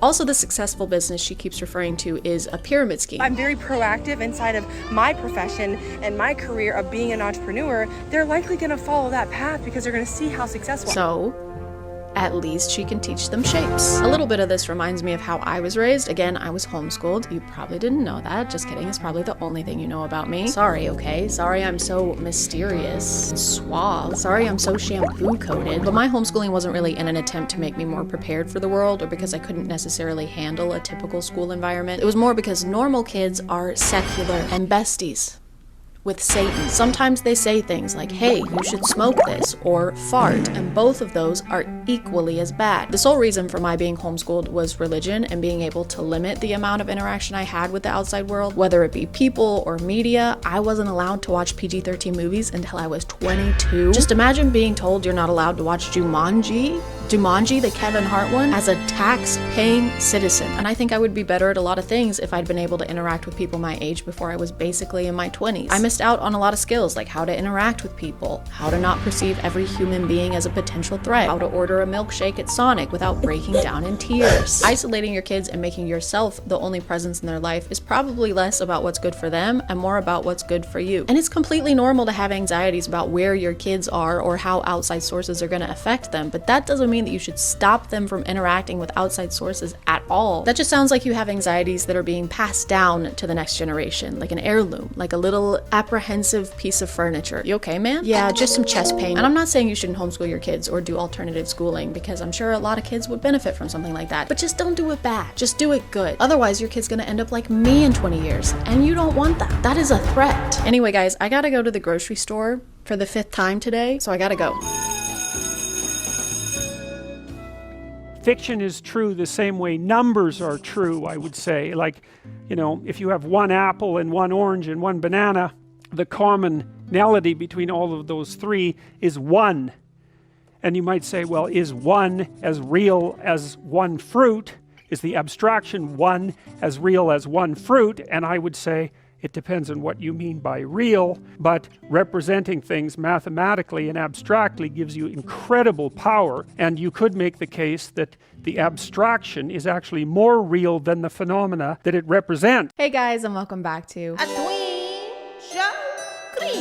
My name is ChadChad. Not really. And teachers have been up to some stuff recently. Some have been up to some really, really bad stuff, and then others have just been up to some stuff that's making people angry on TikTok. Hey, could you please put your phone away? I've already asked you once. Not that that's necessarily a difficult thing to do. I've never had a teacher. Technically, I've never been into a school other than college. It's because I was so brilliant and smart and incredible that I didn't have to. I just popped out of the womb and went straight to college. I wasn't homeschooled. Just remember that I have no experience with having a high school teacher other than my mom, and that That was a lot of fun because if I ever pissed my teacher off, the passive aggressiveness didn't stop after the bell rang. I didn't have homework, but if I failed a math test, I wouldn't get to stay on the health insurance plan, so. Pros and cons. This teacher's account has had a lot of viral TikToks this week. You might have seen them. I've seen at least 3, plus stitches and duets.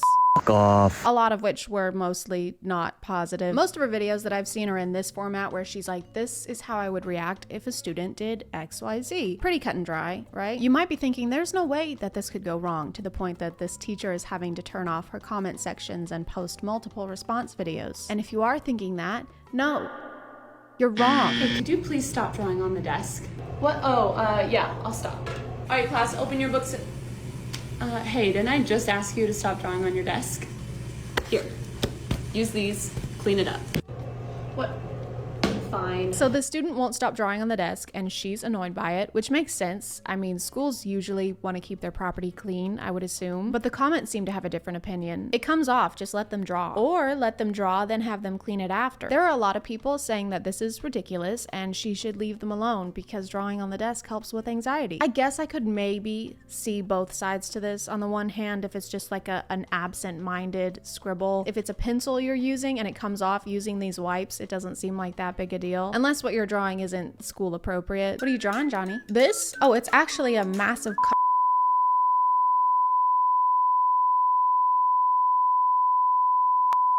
butthole. Okay, well, please clean it up. Just let him draw. He has anxiety. But I can also see being a teacher and this kid isn't listening to you while you're trying to keep your classroom clean. Teachers don't get paid a lot, guys. I don't know if you've heard or not. Definitely not enough to be like guardians of the school desks. I can't say that without sounding like a Visco girl. Desks. Desks. Desks. Like, is that in the job description for being a teacher? Must be able to teach kids 9 through 12, must make TikToks between class periods, and must personally ensure the safety and quality of all desks on school grounds with your life. Or you're fucking fired. Miss Cheney? Yeah? I've been trying to get all these drawings off of the desk, but they're just not coming out. Oh, you don't have to do that. You're not even the one that drew on the desk. But if during your work time you want to keep trying to get it off and make it your project, I'm totally fine with you doing that. By the end of the school year, these are going to be off of the desk. Okay, and now we're enlisting other students to try and get the drawings off. They're not even bad drawings. And if they haven't come off at this point, I think it's fate. They're supposed to be there. You might actually cause a Nexus event if you keep trying to erase them. Hey, Miss Cheney, can I go to the bathroom? Yeah, of course, go ahead. Okay, thanks. This is something I'll never understand about school, is having to ask to go to the bathroom. I have anxiety. Shocking, but it was a lot worse in high school, like a lot. If I had been in school and had to ask for permission to go to the bathroom, I just wouldn't do it. I would just remove the need to use the bathroom from my body. I would transcend morality. You have to raise your hand, the teacher stops talking and everyone looks at you, and then everybody is gonna know that you, a human being, use the bathroom. That's fucking embarrassing. Right, here you go. Hey, when you go to the bathroom, if you're getting a snack, could you just let me know? I don't understand the issue with this one because they got snacks. Kids eat a lot. They probably were just hungry and grabbed them from the vending machine on the way back. Not really what I would call sus, unless they came back through the vent. Bye everyone, have a great day. See you tomorrow. Hey, can I chat with you for just a sec? Okay, so do you have any medical conditions I need to be made aware of? Are you legally allowed to ask a student that? Like, are you allowed to just go up to them and be like, hey, I was just wondering, is there a particular reason, perhaps a medical one, that you shit so often? Or is shitting violently and frequently just like a hobby of yours? The 10-15 minute bathroom breaks really need to end.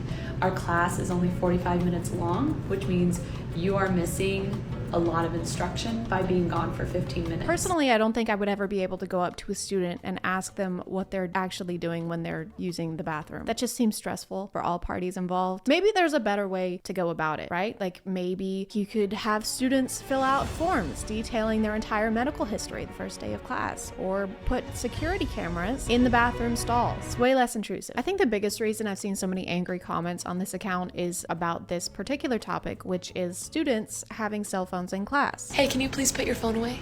Thank you. Hey, could you please put your phone away? I've already asked you once.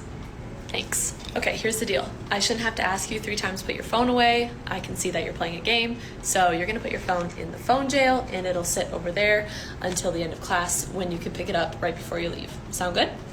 Here you go. She had to turn off comments on this one, but I've even seen people go onto her other videos just to leave a comment about this one because it made them that angry. Again, I've never been to a high school class, but if you don't want your phone taken away, then maybe just don't be on it when the teacher looks at you. I mean, whenever I was sitting in class, I would check my phone, but you have to do it discreetly. So it just seems like this student is bad at being sneaky. Like, if you can't check your phone without your teacher busting you every time, you kind of deserve to have your phone taken away at that point. Just get better at being deceitful. It's the right thing to do. I teach high school and I think this policy is very fair. If they finish early or if I tell them that they can go on their phones, then they can go on their phones.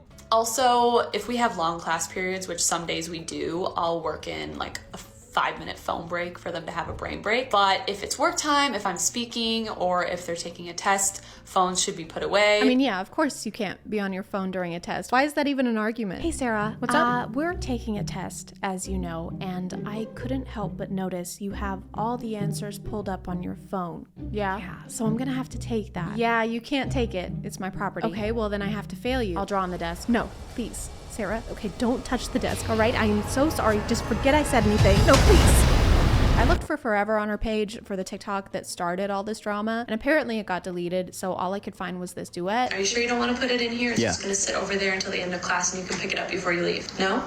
Okay, so that's blatant disrespect towards me, your teacher. So I'm going to call down to the office. An administrator will come down. They'll bring the school officer. The school officer? Is that like a security guard? So we're calling security because a student was watching TikToks in class. I mean, unless it's like during a test and the student is refusing to get off of their phone. But still, why wouldn't you just fail them on the test and then tell the kids' parents that they're being a shithead? I think it's mostly the delivery on this one. It's a little more intense and the comments are saying that it's condescending. My personal theory is just that a lot of people have had a similar experience to this with getting in trouble with a teacher, and the cadence of this video, So that's blatant disrespect towards me, your teacher. is sending them into what is known as the scientific response of fight, flight, or leave angry internet comment. She does other kinds of videos just generally talking about what it's like to work as a teacher. She also does what I ate for lunch today videos. She seems like a genuinely nice teacher who cares about teaching kids. I feel bad that she's having to turn off her comments, but I guess she had to make a follow-up for the desk drawing video because of the amount of negative comments on that one. All right, class, who can answer that? Hey, could you please not draw on your desk? I don't want it to stain the desk. Oh yeah, I'll stop. But hey, could you please not draw on the desk? Yeah, sorry, I know.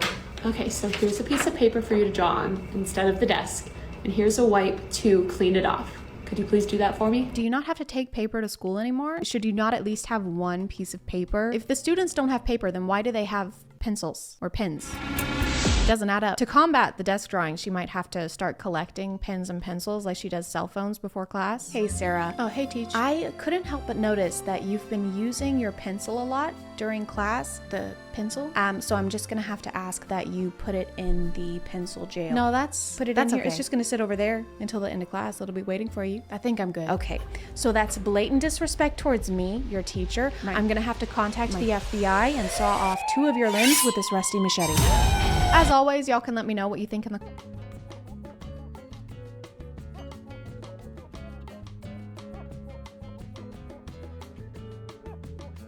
being ugly. And now that you're here, we can get started. A twinge of cringe. My name is ChadChad. Not really. I don't know how you keep falling for that. It's not ChadChad. It's never been ChadChad. And the most important thing in life is being pretty. Not friends, not family, not getting to enjoy life without having to constantly consider what you look like from an outside perspective, and your first thought when you hear a joke being, am I gonna look good while I laugh at this, instead of just, hey, that was funny. I'm gonna laugh at this. Is that how people think? I don't even know anymore. I want to blame a lot of this on TikTok, but every social media platform is to blame. All you have to do is look at 2016 beauty trends and see the full glam beats people were putting on to go watch Suicide Squad. And that doesn't exclude me. I'm going to be very vulnerable right now and show you how I was doing my eyebrows in 2016. This is me opening up to you. This is bringing us closer. Do you feel close to me? Are you close? So it's not like TikTok invented this. Beauty standards have literally always existed. It's just the way it's enabled us to see everyone's opinion on beauty every second of every day. It's like a constant bombarding of expectations from hundreds of thousands of people, which makes the standard for being pretty not only more unattainable, but also more expected. Being attractive is like an internet admission fee, one that I can't pay, according to this guy that I recently made a video about. I will will be always ignoring you and ladies like you because you fucking ugly bitch. For real. She hates me, but she wants me. And this is heartbreaking. I am distraught. I can't eat. I can't sleep. I can't poop. All I do is cry and pine for my one true love, my cupcake, my boo cake, my sweet little, tiny little urinal cake. And I want, nay, I need to win him over. And that means I'm gonna need to glow up. Thankfully, there's a TikTok creator by the name of the Glow Ups Gal who can help me out with that. Because of TikTok's crazy beauty standards, we end up with most of us not feeling comfortable in our own skin. And that means that sometimes we wanna change something about ourselves. And that's perfectly okay. We all have insecurities, not me. That's a skill issue. But it also means that people will post TikToks asking the internet what they can do to look better. Perfect place to do that. Nothing could go wrong. Everyone here is so nice and kind. And this is where the Glow Ups Gal steps up to the plate. Basically, she'll find these types of videos with people asking for advice, whether they've asked how to look better or if they've asked for brutal honesty about what's wrong with them. And then she'll give it to them. I got you, girl. Since you asked for brutal honesty, I'm gonna give you an honest makeover to help you instantly glow up. First, I'm removing your glasses. I got you, girls. Since you asked for brutal honesty, I have to say your face is honestly brutal. Most of her videos are 1 minute to 2 minutes long, but they could probably all be summed up with just, hey, put some makeup on. I got you, girl. Since you asked for brutal honesty, I'm gonna go in with concealer and a skin tint to cover your acne and even out your skin tone. I also use bronzer to contour your face into looking more defined. Here's the end result. Look at that difference. She doesn't go into what products to use or how to apply unsaid products. I would say the instructions aren't very specific, but they don't exist, really. I'm going in with some contour and highlighter on your nose to make it appear smaller. It's even more unhelpful that she isn't actually doing any of the things that she's recommending these people do. Like, she'll say she's applying contour to the forehead. No, you're not. This is Facetune. You're just swiping your finger on a screen of pixels. Okay, and now I'm just gonna fill in my eyebrows. And done. Comparing the results of Facetune to what your makeup should look like in real life is so unreasonable. Oh, when you apply your concealer, it shows the lines in your skin that everybody has. But when I did it on a screen with an airbrush tool, it looked nothing like that. Maybe it's a skill issue? Maybe you're just too ugly? Maybe you're just way beyond help. It even goes beyond this because I've noticed a lot of these glow up videos will change the person's entire face structure. Like in this one, as she swipes over, you can see it completely shaves off the edge of her face. Look at that difference. Look at that difference. Look at that difference. Look at that difference. Here is a simple and achievable trick to glow up that I like to call not having this face. I don't like that one. Get rid of it. She also starts this one by saying that these are tips to instantly glow up, and then her first suggestion is that they grow out their hair. I'm gonna give you an honest makeover to help you instantly glow up. Starting off with your hair, I'd suggest growing it out. Your hair isn't doing much for you, so I'd suggest growing it out as much as possible. Starting with your hair, I'd suggest growing it out. I'd suggest growing it out. So one of the most not instant things you can do. Hey, grow your hair out. I will. Now, do it now. I'm trying. Instantly grow out your hair this instant. ASAP. Pronto. Squeeze it out of there. Get it out. Stat. Oh my god, I can't believe that worked. Other videos, she will completely change where people's facial features are. For example, this glow up involves relocating someone's eyeball. Since you asked for brutal honesty, I'm going to tell you exactly what you can do to be prettier. Starting off, your hair isn't doing much for you, so I'd suggest growing it out as much as possible. Now, I'm adding mascara to really make your eyes pop and give you a big boost in femininity, as well as adding some highlighter to your inner corners. She'll say she's just adding mascara, but as she's using the app, it's literally changing the whole shape of someone's eye. Look at that difference. It is different. A different person. You made them on your phone and they're not real. They look like a character from Episode Now. And now for the reveal. Look at that difference. A lot of her standards for what counts as pretty are pretty questionable. That's a good one. One of her most frequent recommendations is that they make their hair blonde and straight. To start off, I'm giving you a few highlights to lighten your hair. I'm also just styling it by straightening for a cleaner look. Giving you this bright, white, foxy blonde color. Starting off with your hair, I think a bright blonde would look way better on you. This person, for example, has gorgeous curly hair, and the first thing Glow Up Gal says is, starting off, your hair isn't doing much for you. I'd suggest growing it out and dyeing it a more suiting color. Starting out, have you tried having white people full hair. Have you tried Eurocentric beauty standards? I've heard a lot about them. People seem to be talking about them a lot. They seem to be pretty popular right now. You should try it. She doesn't seem to approve of any dyed hair colors, no greens, no blues, no reds, and objectively, I think that's pretty messed up. From an outside perspective with no personal skin in the game, I think that's very not cool. If she does come across someone with more of an alternative style, she'll transform them to not have that. Starting off with your hair, I'm ignoring personal style and getting rid of your bangs. Here's the end result. Look at that difference. To start, I'm ignoring the style that you clearly prefer and feel most comfortable in order to enforce my own narrow idea of what beauty should look like onto you. Her standards are eerily similar to my grandmother's. No hair dye, no tattoos, no short hair. Also, I think Trump is Jesus.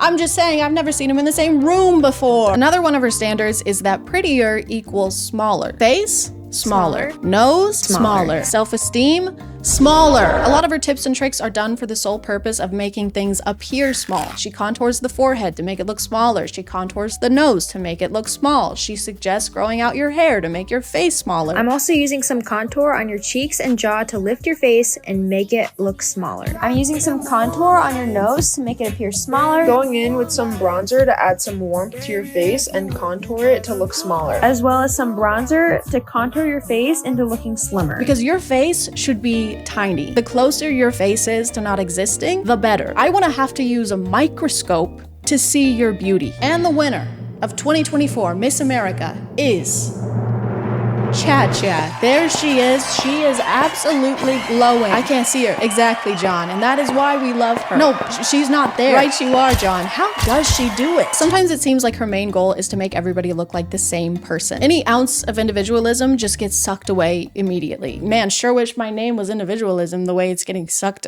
out immediately around here. Sure wish my name was individualism.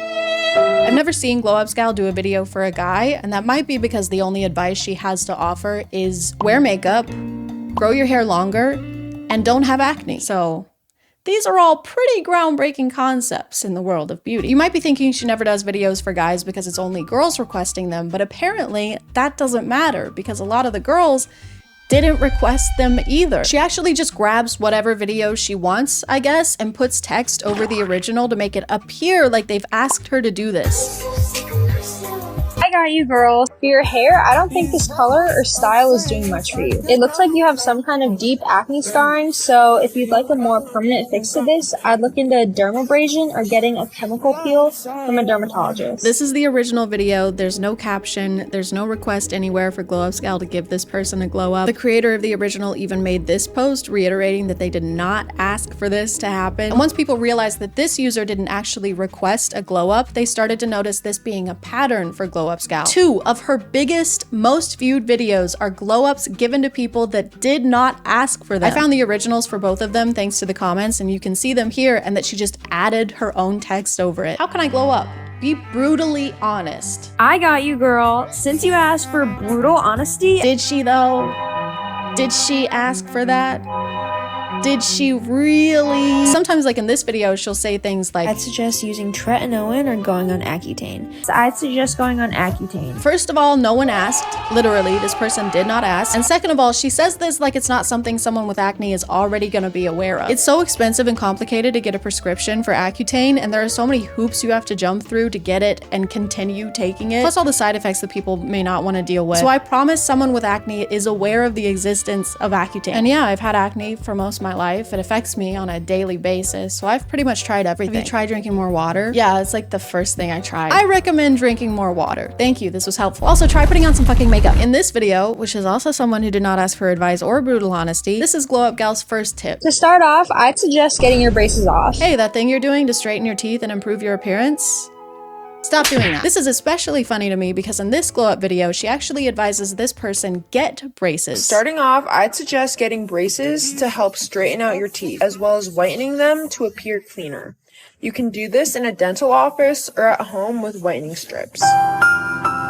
So you should have braces, you just shouldn't let anyone see them. Go get braces! But don't you dare show your face around here till they're gone. Obviously their plan is to remove the braces. That's the plan of every person who gets braces. This was so unnecessary. This was like when someone tells you to do something that you're already in the middle of doing, which pisses me off. So I would keep the braces on forever out of spite. My teeth would be straighter than 3-in-1 body wash. And I just want to add a reminder that this person did not ask to have their appearance critiqued. They did not ask for someone on the internet to be brutally honest about their face. And speaking of which, the Glow Ups gal has never shown hers. She only uses voiceovers, and as far as I can tell, this is her only account. It's just so ironic that a faceless creator is posting these videos telling other people that they're not attractive enough. How do we know you're qualified? How do we know you don't have braces? How do we make sure your face is the size of a protozoa? Unfortunately, a big portion of the videos Glow Ups gal posts are of young girls. Some are probably in their teens, some might be even younger. And just imagine being that age, scrolling on TikTok, and then finding out an account saw you and decided that you needed a complete Photoshop makeover to look better. Ahem. How would that be beneficial to anyone, let alone someone whose face isn't even gonna look the same in a few years? Your face isn't done cooking yet. Even the question, how can I look better, is already an impossible one. What looks better to me isn't the same as what looks better to you, and what looks better to Glow Ups gal is really fucking weird. Just because her idea of beauty is looking more feminine and smoother and smaller, teeny tiny even, doesn't mean that's what people want to look like or should look like. Beauty is different for everyone. Beauty is like a belly button. They're all unique and different, but I still want to stick my finger in every single one of them. Is that a weird thing to say? Consensually. And as long as you're over the age of like 25. Despite all of this, Glow Ups gal considers herself enough of an expert in beauty to offer private, virtual makeovers for money. Her bio has a link to a website where you can purchase a makeover for $20 that will help you unlock your full potential of being the prettiest, sexiest amoeba you can be. Ooh, you're so cute, you're so pretty. What a pretty little amoeba. I bought the advanced style for $25, on sale for $15, and pretty much right after I bought it, they were sold out, so I was very lucky I got one in time. I submitted my picture like the instructions told me, and I messaged her asking for help, but then I got an email telling me that it could be up to 4 weeks before I got my makeover back. Update, I sent this on March 4th and it is currently 1:14 a.m. on March 23rd and I still haven't gotten anything back. I don't know how to fix my forehead. Please help me. What am I supposed to do? I don't have 4 weeks. Dimitri won't wait that long. I have to do something now. Right now. Like right now. Now we're gonna go to the next. Just go to the next thing. Why are you still here? Is this because people were complaining that your videos aren't long enough and you're trying to make them longer? That is so annoying. Go to the next. Okay, so this is what we're working with. Clearly I have pores and that's not cool or okay at all. So we're just gonna go ahead and get rid of those. Now we're just applying concealer to my under eyes. If this isn't what your concealer looks like when you're applying concealer, then you're a failure as a human being and you should just give up on everything. And now I'm just adding mascara and a little bit of eyeliner in my waterline and in my eye as well. And it's looking great so far. So now we're just applying contour to the forehead to make it appear smaller. Hopefully, we pray to God. Now we're just applying a little bit of blush, just a little bit, just a pinch, a touch of blush. Oh, I almost forgot to contour my nose. We need to contour the nose also to make it a little bit, we need to make it little. We need to make it small. Oh my God. As you can see, the transformation look at that difference. This is already so much better. I was trying to put a PNG on Snapchat, but it wouldn't work. So this is just me trying to, yeah, that looks really good. Look at that difference. Actually, you know what? Now that I'm looking at it, this is still looking a little too big. Everything's a little too big. Let's just get in there with the reshape tool and correct that. This is already looking way better. Now we're talking. That is the ideal face size and shape, guys. The hair is still, I'm still trying to use the PNG. Now we're just gonna go ahead and make my hair good, which means blonde. This is how it's looking. And now for the final reveal. Wow, look at that difference. Guys, this is amazing. I am finally Dimitri's type. He will finally be attracted to me. We can finally get married. You guys are all invited to the wedding. Thank you so much for being here. Hugs and kisses. I'm gonna call it there, guys. Thank you for subscribing. And if you are still here, thank you so much for watching. I appreciate you clicking on my video out of all the videos that are on here. And I'll see you next time. Okay, bye.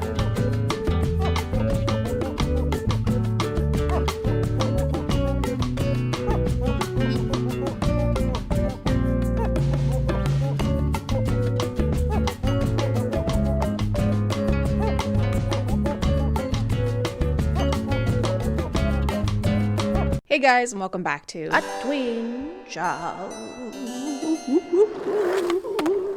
My name is ChadChad. Not really. And I am a psychologist. You are a psychologist. Everybody is a psychologist. At least we would be on TikTok, where putting text on the screen means whatever it says is automatically and undeniably true. Like this one, for example. Psychology fact. If you aren't subscribed to ChadChad, your head will fall off and you'll never find true love. Don't believe it? Just look at this guy. They call him headless for more than one reason. He gets no bitches. Psychology in real life is, by definition, the mental or behavioral characteristics of an individual or group. But on TikTok, its definition is, why won't he text me back? Why doesn't she want to kiss me and smooch me on my face and my body and my butt? How do I force someone to love me genuinely and authentically using science? Tell me! And so a lot of TikTok psychology is focused more on love or how to handle social settings, which is less psychology and more just advice. Psychologists make studying human behavior their life's work. I don't know if they'd want to weigh in on whether your crush likes you back or not. That's kind of like hiring an architect to install your IKEA shelves. A little lower. Little lower. Just a little bit lower. I helped design the Empire State Building. I can't get any lower than this. If someone looks at you while they are laughing, they are attracted to you. If someone laughs at your joke, they totally want you. Doesn't matter who you are, where you are, it's going down. And then she said, no, that's a barracuda. Ew, dude. I'm sorry. Don't look at me when you do that. It was a funny joke. I couldn't help it. We're cousins. Oh my God, you're right. I feel sick. Are we going to jail? I'm gonna throw up. Psychology facts. Your school years are either the best or worst years of your life. This is really good because I was just wondering, are my school years gonna be the best years of my life or the worst years of my life? And then I read this and it didn't answer either of those questions. Whoever wrote this fact is the last person you want in charge of a weather report. Over here, we have a 50-50% chance of rain, which means it either will rain or it won't. We also have a 50-50 chance of a level 5 hurricane, which either means you and your family should take cover or go sit under some really, really tall trees. When someone starts thinking about you sexually, you may feel their presence even if you are miles away. So you become like a horny telepath. Yeah, I've basically got like a built-in Cerebro, but instead of detecting mutants, it detects big old boners. They call me Cyclops because of all the one-eyed monsters I find. There's a lot of comments agreeing with this and saying that they've also experienced it. I have felt this many times about the same person. Truth, and my ears are constantly ringing. I think you guys might have a medical condition. You don't have a psychic link, you have tinnitus. Man, Casey sure does have a fat ass.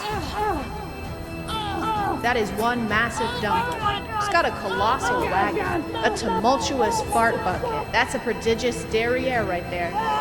Psychology facts you don't know. The first to apologize is always the bravest. The first to forgive is the strongest. The first to forget is the happiest. I didn't know those metal signs from Hobby Lobby were 100% psychology facts. Psychology fact. Always be yourself. Unless you can be a dinosaur, then always be a dinosaur. Psychology fact. Farmhouse. Psychology fact. Gather chicken. Trust drink, not the rest. Sometimes you get people talking about dark psychology, which is code for, I'm gonna show you how to manipulate some people now by talking about things that I am in no way qualified to talk about. Here's a dark psychology trick to make anybody fall in love with you. This is 100% manipulation. I do not recommend doing this to anybody because it is super toxic, and I'm only making a video on it so you can at least be aware if it's happening to you. It's just a 3-step hot and cold technique. This is how to make anyone fall in love with you. Literally anyone, okay? Pedro Pascal,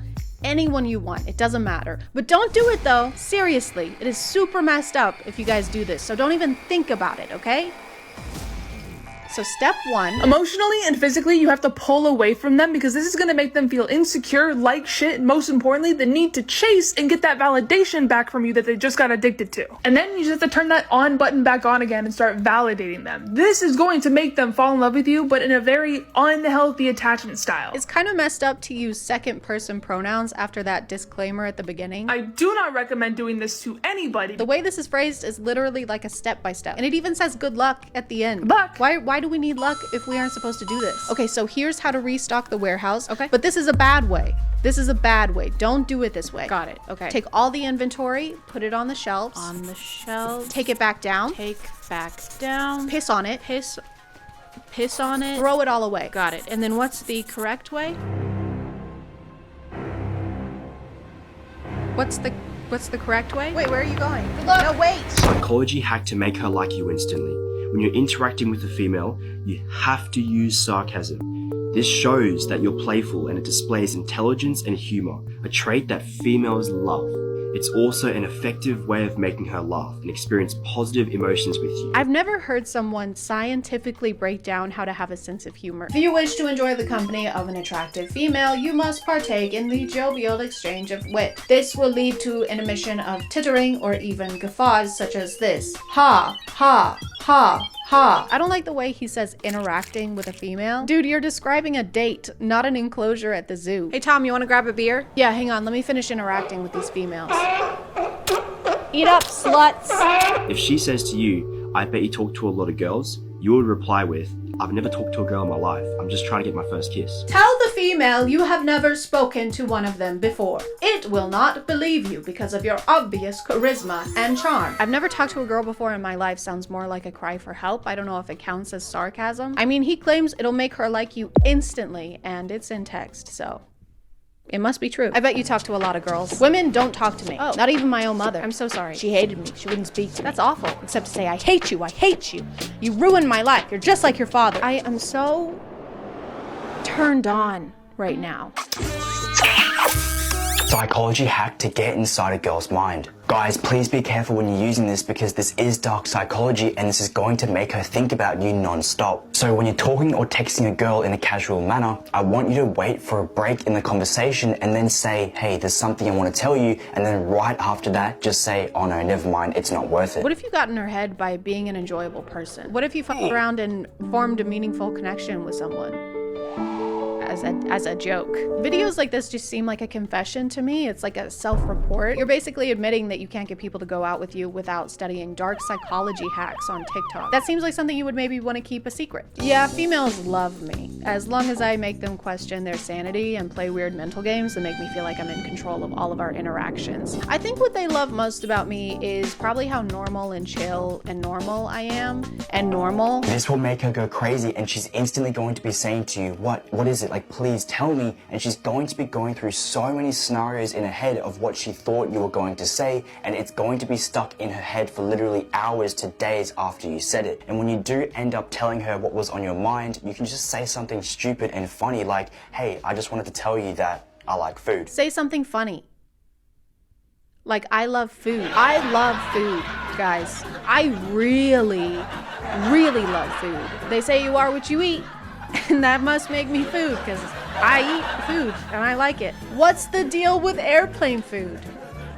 Because I love it. It's my favorite. I like it a lot. Ha, ha, ha, ha, ha. Some of these have this weird thing where they're basically dramatizing mental disorders in a cartoonish villain Shane Dawson documentary kind of way. Psychology trick to test if someone is a narcissist. If you suspect someone is a narcissist, tell them something that would make them look better by being your friend. For example, that your father actually owns a private jet that you use to travel around the world with. Now look them straight in the eye.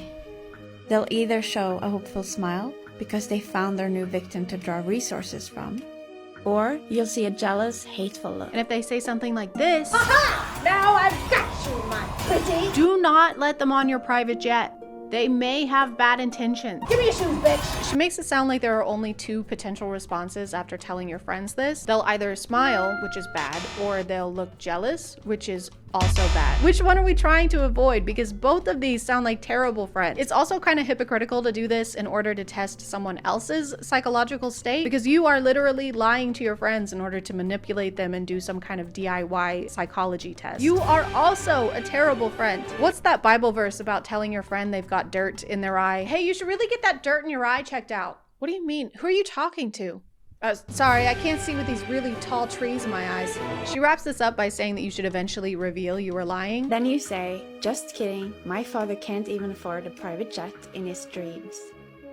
Their next facial expression will tell you everything. And then she doesn't tell us what facial expression will tell us everything, or what it will tell us, or what we're looking for. Sometimes it's like they aren't even trying to make it seem like they know what they're talking about. The most important part of roofing is, and I can't stress this enough, the most important part, and no one can argue this, absolutely no one. Someone could literally die if you don't do this part that I'm about to tell you. Hey, you can't be up here. Put that down. Are you stupid? No, I'm licensed. Yeah, right. Are you calling me a liar? Well, I ain't calling you a roofer. She also has another hack to tell us if our friends have bad intentions. Share a fake problem with them. For example, that you're about to invest $1,000 into something. Say that you don't have a lot of money, but you really believe in this investment. Now pay close attention to what advice they give you. They give you an advice where they end up getting a cut of the money. That's a huge red flag. She even tells us to pay close attention. Now pay close attention. Which is my favorite part because it implies that if we aren't focusing really hard, we'll miss that someone is trying to steal from us, which is ridiculous, okay? I would know if someone was trying to steal from me. Easy, I'll show you. Protecting your home against theft is very simple. There are a few precautions you can take. Today, me and my friend will be demonstrating how to make your home thief-proof. So first, you're gonna wanna— Hey, I'll be right back. Okay.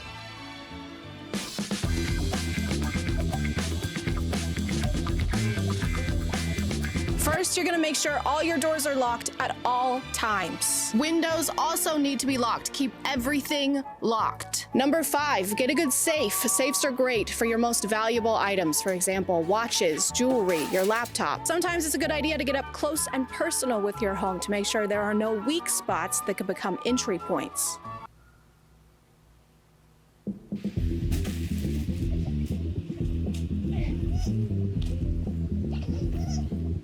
Number 35, keep up with your things. If you can't see it, you can't protect it. Never let important things out of your sight. Hey, Chad, can I borrow your keys? Oh yeah, sure. I like to do routine perimeter checks just to make sure that no one is getting to my treasured possessions. Is that my jet? That is such a red flag. I'm gonna call it there, guys. Thank you for subscribing, and if you are still here, thank you so much.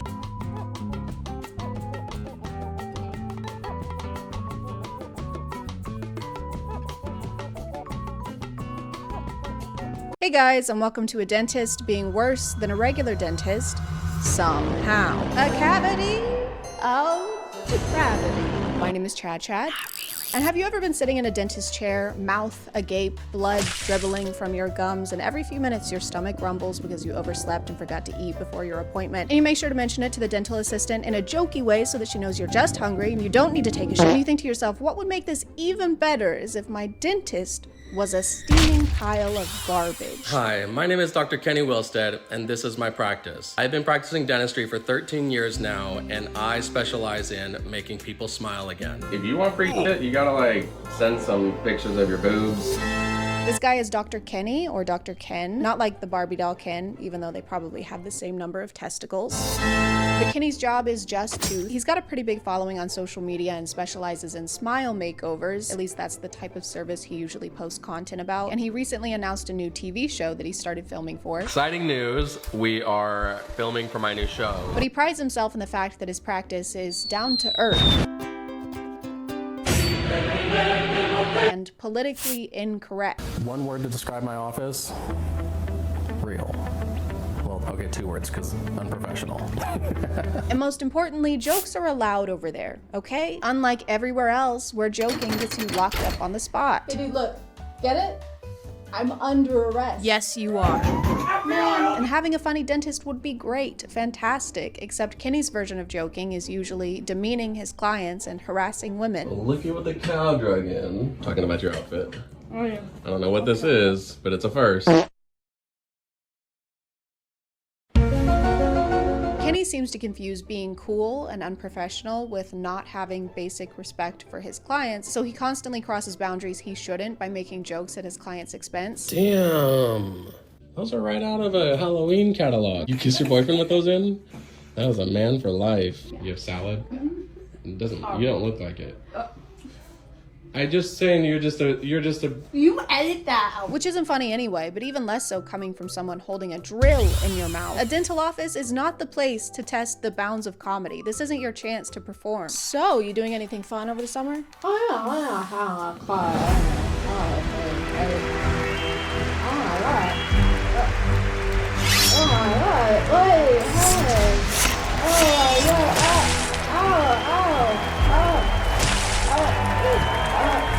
Yeah. At a point to do kind of a casual interview with his patients before their procedures, and this is where a lot of his joking tends to happen. Dang, was that you? That was me. That was me. Bro, that's embarrassing. We need to be nice, okay? No. He constantly insults people's appearance by implying that they were unattractive before he fixed their teeth, or sometimes just outright calls them ugly. Yeah, my work is nice. I make really ugly girls pretty. He'll call people names. What's up, slut? Come on, hurry up.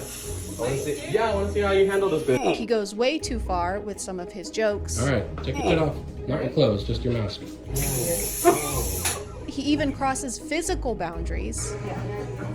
You get the idea. I just want to make sure everyone knows that this guy isn't cringy. He is predator. He makes completely inappropriate sexual comments to them as well, which isn't unprofessional. It's crazy. Damn, you've had worse things in your mouth. Now I'm crying mess. Yeah, now you're all flustered, like we just f***ed or something. No, we're gonna fuck her for sure. I don't even like fat chicks, but right now... Let's not pretend you're getting anyone with that riz. The only thing you can pull is teeth. Kenny's office announced a contest a while back where people could submit applications for a chance to win a free smile makeover. To apply, they'd ask people for details about their teeth and why they hadn't been able to get them fixed, which usually involves unfortunate circumstances. And if you thought Kenny was going to navigate that with any amount of tact, don't. He's a dentist. He uses too much Sensodyne to have that kind of sensitivity. I've been miserable, depressed. What kind of boyfriends do you get? Boyfriends? Do you have a boyfriend? No. Why do you think you don't have a boyfriend? Kenny's ability to make any normal interaction uncomfortable or inappropriate is almost impressive sometimes. Even the announcement for his new TV show gets kind of weird. We have open auditioning happening right now. The first couple frames are of him sticking his tongue out.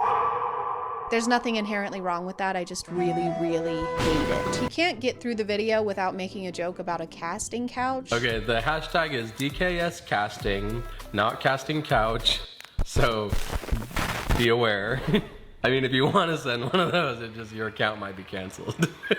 No one thought you meant that. No one was thinking that. All right, guys, I'm gonna head out. Okay. Not heading that way. What?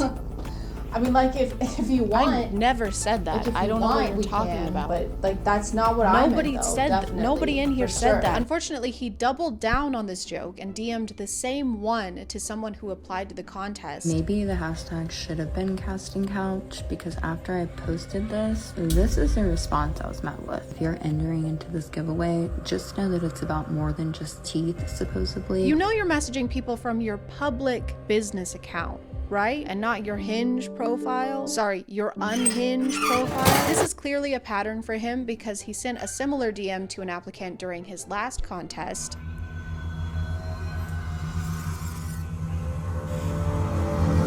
Saying something like this to someone who just asked you for help is so evil. She started a GoFundMe because she didn't win the contest and clearly she's not gonna go get it done here. So I'll put that up here somewhere and in the description. I'll definitely be donating because this was awful. Not only are jokes like these allowed at Kenny's office, apparently so are crimes. He was actually arrested in 2014 for overprescribing medications and for committing fraud. Guess you could say he lies through his teeth.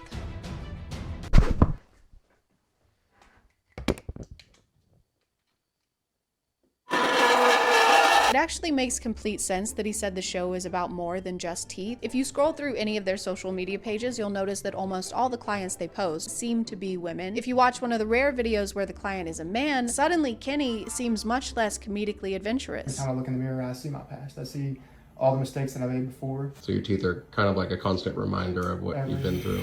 In fact, he doesn't make a single joke directed at his appearance in this one. I thought jokes were allowed here. I thought we were being silly goofy in here. It's almost like it's not about making jokes and it's really about saying creepy, suggestive shit to women.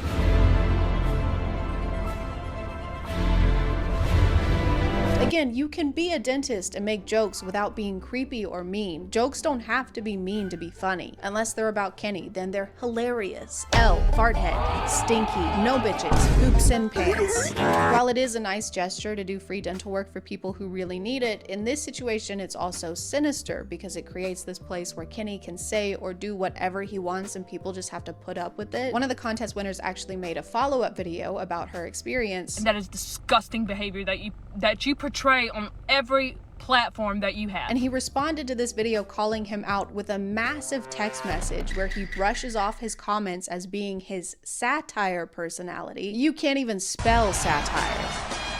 Literally, that's wrong. That's incorrect. You spelled that wrong. He's not speaking out on it. He's trying to point fingers, play the blame game, and gaslight me into thinking I did something wrong when I did nothing wrong. He calls their interaction true vibing at its best. You were making fun of her. Look at what the cow drug in. The vibe was bullying. He ends the message by saying that he forgives her for trying to destroy his integrity, but unlike every other aspect of himself, he needs no help there. He also makes sure to tell her that she's not perfect either and has plenty that she'll have to answer for. He should be working at Waffle House with how good he is at flipping things. Hey, when you laughed at my physical appearance and made inappropriate comments, that made me feel better. I'm literally a baby. It's just not okay to do those things. You are being mean to a precious baby boy right now. You just can't say stuff. The way you're saying this stuff is so mean. I've never done anything wrong, so you're actually mean. He also encourages people to share their stories during his interviews and records their emotional moments for his social media. But then he complains about people coming to him with sob stories. I'm not a very sentimental person myself. If, you know, you're a single mom of 3 kids and you have 3 different baby daddies and your teeth are shit, probably not going to select you for the show. This is a person who needs dental care and messaged him asking for advice or probably hoping he could help somehow. And instead of doing that or having any empathy, he posted it to his account with hundreds of thousands of followers with their profile picture in it. And then he says in the caption, "Wake up and stop being a victim." He created like this public image of himself that talks about how much he wants to help people in situations like this and transform their smile and their life. And then when people believe that image and send him stuff like this, he's upset,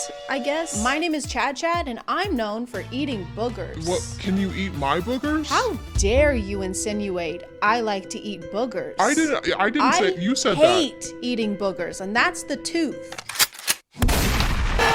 I think most of us can agree he shouldn't be a dentist, he shouldn't have a license, and he definitely shouldn't have a show. It's already sad enough that so many people can't get the dental care they need, and this makes it even sadder. Why do people have to participate in reality TV to get help with a medical issue? My name is Carrie, I'm self-employed, and my arm has been broken for approximately 2 years. It's just kind of dangling under there. Carrie is great. She's really great, but she will not shut the fuck up about her arm. Sometimes I can sleep if I lay on my back and I like hover it over the edge of the bed so it doesn't touch anything. If it touches anything, I throw up. I used to like her more. I found her humorous. It was on the kitchen counter one day. Does anyone have any ibuprofen? That's just for winners. Like, we get it. Your arm is broken. No one wants to hear your sob story. I just really want to win that ambulance ride to the hospital. It's a lifelong dream, and it's so close I can taste it. Oh no, that's just stomach bile. Carrie, congratulations. You won. Ambulance is on the way, and we also want to give you this plaque. Oop, careful. Brace yourself. Carrie, are you okay? I'm gonna call it there, guys. Thank you for subscribing, and if you are still here, thank you so much for watching. I appreciate you clicking on my video out of all the videos that are on here, and I'll see you next time. Okay, bye.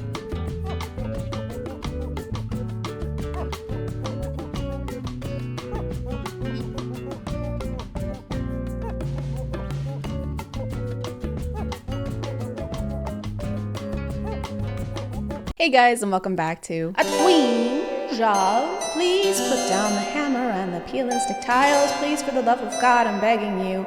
Cringe. My name is ChadChad. And about a year ago, I did a video on a very calm, very relaxing bathroom renovation. This TikTok page belongs to Grace, who moved into her new house and decided to renovate one of her bathrooms. And that's not usually a sentence that comes before complete and total disaster. So we just took out that wall, and then we added a double vanity, and then the Fire Nation attacked. Just off the top of my head, I think that at the end of my video from last year, Grace's bathroom was starting to look better. I haven't rewatched it because I have this thing where if I see myself in anything older than 2 months, promise I will delete it while crying and never put myself in front of the camera ever again, especially when I looked like Fuzzbert from Trolls. So at first she did a DIY to do this kind of speckle design on the countertop in the bathroom, and it looked really good. But then for some reason she painted over the entire countertop with green paint, including the sinks. Green sinks. That's what I remember mainly is green sinks, and it looked bad, so they kept adding more and more layers of green paint until it had more bubbles than your stomach after eating pink sauce. One of the other things I remember is how they used a stencil to try and put a design on the tile, but instead of using a roller, they used these small paintbrushes, like the ones you would use to make an actual painting, like the Starry Night. But this wasn't Van Gogh approved. We should have Van stopped. Van Gogh? How about we Van Gogh to the Lowe's and find a contractor with a license and at least a journeyman ranking. By the way, I don't blame Grace for any of this. There's nothing wrong with wanting to do projects yourself. DIYs just get out of hand sometimes. We are here to support Grace, and we don't want to mourn the loss of countertop that looked totally fine before. Countertop wouldn't want that. Celebrate me. That's what countertop would say. And that's what we're here to do. After the bathroom was under control, Grace moved on to her office and she painted this abstract shelf kind of thing, which turned out really well and looks great, but don't get too comfortable. Why don't you come in and not have a seat? Could I get you nothing to drink? Speaking of sitting down, Grace is painting chairs.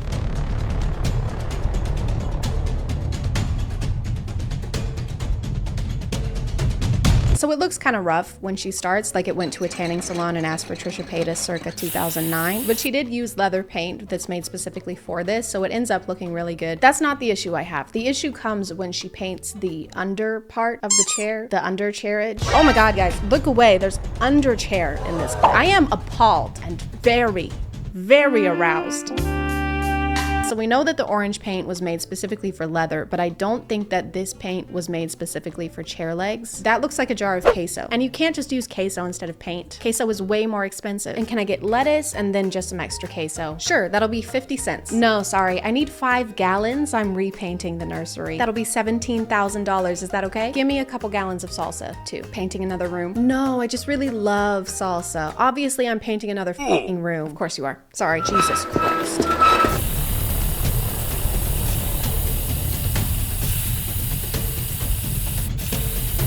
You can't spray paint inside.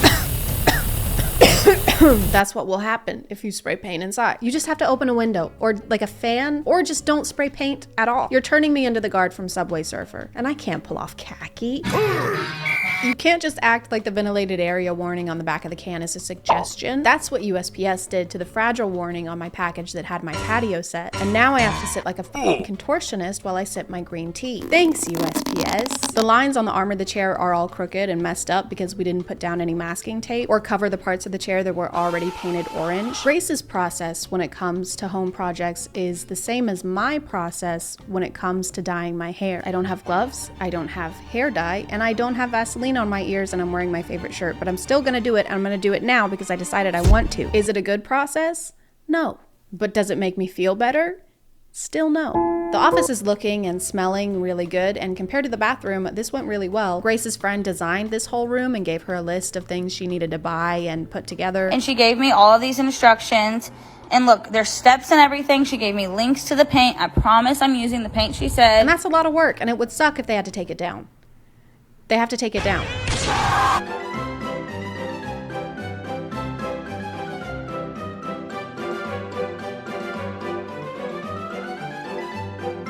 Does this mean that you always knew a roommate was going to be moving into this room? Why did we have someone design an office and spend weeks decorating an office if we were always going to turn it into a bedroom? This feels like a really bad ending to a heist movie. And while you were calling the cops over the stolen cash, we were actually stealing your precious diamonds. Why didn't you just steal the diamonds without having to plan a whole second heist and use twice as many resources? Thrice as many resources, because while we were talking, we redecorated your home in a nautical coastal theme. Wow, this actually looks really good. These Ocean's 8. So remember when I said the bathroom from last year was finished and looked great? It's actually more deteriorating like an animal carcass.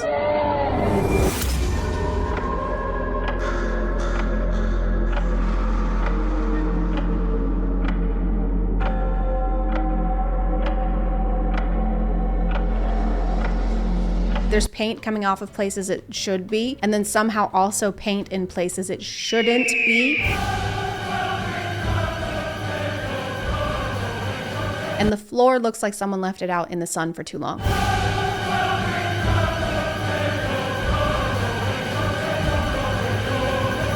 It's melting somehow. It looks like one of those popsicles you get from a truck that's supposed to look like SpongeBob. Obviously, some things need redoing, so we're at square one. We're back at the very beginning in the bathroom. A very good place to start. I just realized while editing that I make it sound like the floor paint is melting for no reason. It's melting because they're using paint remover to get rid of the stencils that they did a year ago, which is already awful and stressful to look at, but it's even more so when you realize that Grace made the stencils herself and spent $300 on a special machine just so she could make them. So here's me impulsively painting my bathroom like the people on Pinterest. I handmade my own stencil. That took me 3 days. And then my one stencil broke, so I ended up spending $300 on a Cricut so I can make more stencils. So after 2.5 weeks of work, finally we're at a point. So yeah, it's not like there's an active volcano under the bathroom floor making it melt. Although at this point, I wouldn't be surprised if there were. Grace adds this salmon color to the walls, which is pretty on its own, but then she tries to add this gray stone-esque tile with it, and I hate it. I'm sorry. I've tried to be understanding. Now I sound like I'm having a conversation with my teenage son. I've given you your space. I understand that you're going through something, but you have got to stop spending so much time in the bathroom. Nope. Nope. Nope. Nope. She also tries to put on this wallpaper, but it doesn't look like she bought the right tools that you're supposed to use to apply it. I really like this shade. You know I love a good dark green. Love a good avocado look. I think at this point though, none of these are actual projects. They're tests, and we're using the walls like magazine clippings that we're gluing onto poster board.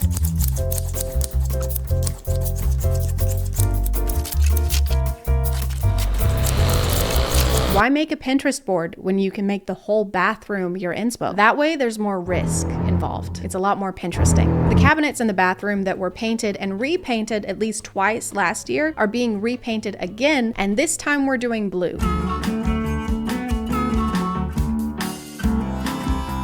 Just kidding, we're doing white. Actually, and now we're doing black. And now we're sanding it back down again.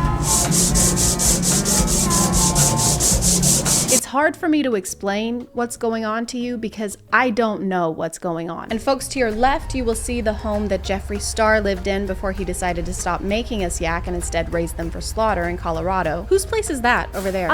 Not sure. Okay, what about that one? No idea. Then why are you the tour guide? I'm not. What? I'm actually just scoping out houses for this heist I'm working on. But we paid you. That's because this is also a heist. Why are there seashells in my underchair?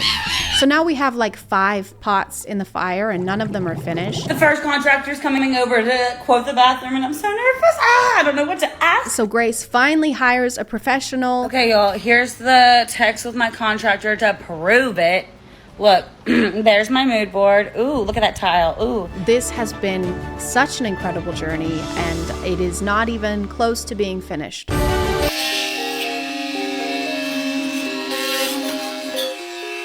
Grace does all the demolition herself, which means tearing down and undoing all the work that we just witnessed.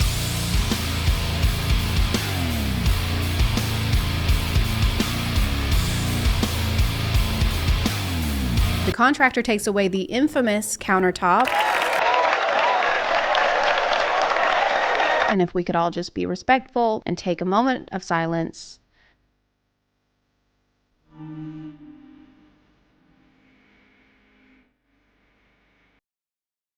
Just kidding. I don't give a fuck about that countertop. Do you have any idea how much pain she caused me? I used to like the color green. I haven't had a vegetable in 16 months. The guy Grace hired installs new countertops and wallpaper. It's looking incredible. Then he drops off the face of the earth.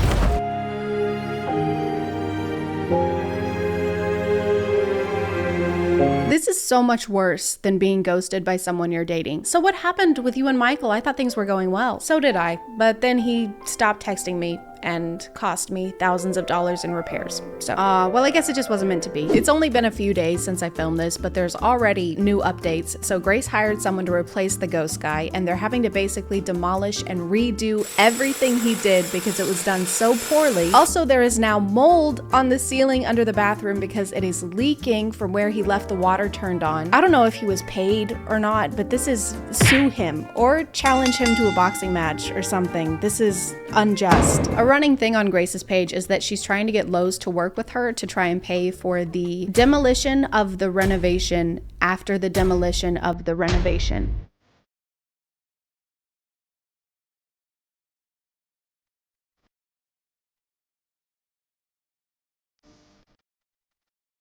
So I wrote this poem for Lowe's. If you or someone you know knows Lowe's personally, not someone who works at Lowe's, but the building, feel free to pass it along. Dear Lowe's, please listen to our woes. It's been 365 days since we last felt okay. We need a vacation from spray paint asphyxiation. So please pay for Grace's repairs, because without your help, we'll get nowheres.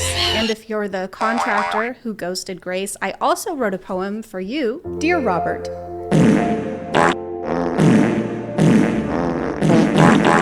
But I'm gonna call it there, guys. Thank you for subscribing, and if you are still here, thank you so much for watching. I appreciate you clicking on my video out of all the videos that are on here, and I'll see you next time. Okay, bye. Hello. Today I will be learning how to write poetry. It's been a lifelong dream of mine to spew sonnets with such ferocity that they make Emily Dickinson quake with jealousy. And now, thanks to this stirring poem by Gabby Hanna, I found the courage to do so. Filler by Gabby Hanna. Some of these poems were written because inspiration struck. Others were written because I had a deadline and needed to fill pages. Can you guess which are which? This speaks to my heart on such levels. The metaphors hidden betwixt the lines, they make me wanna.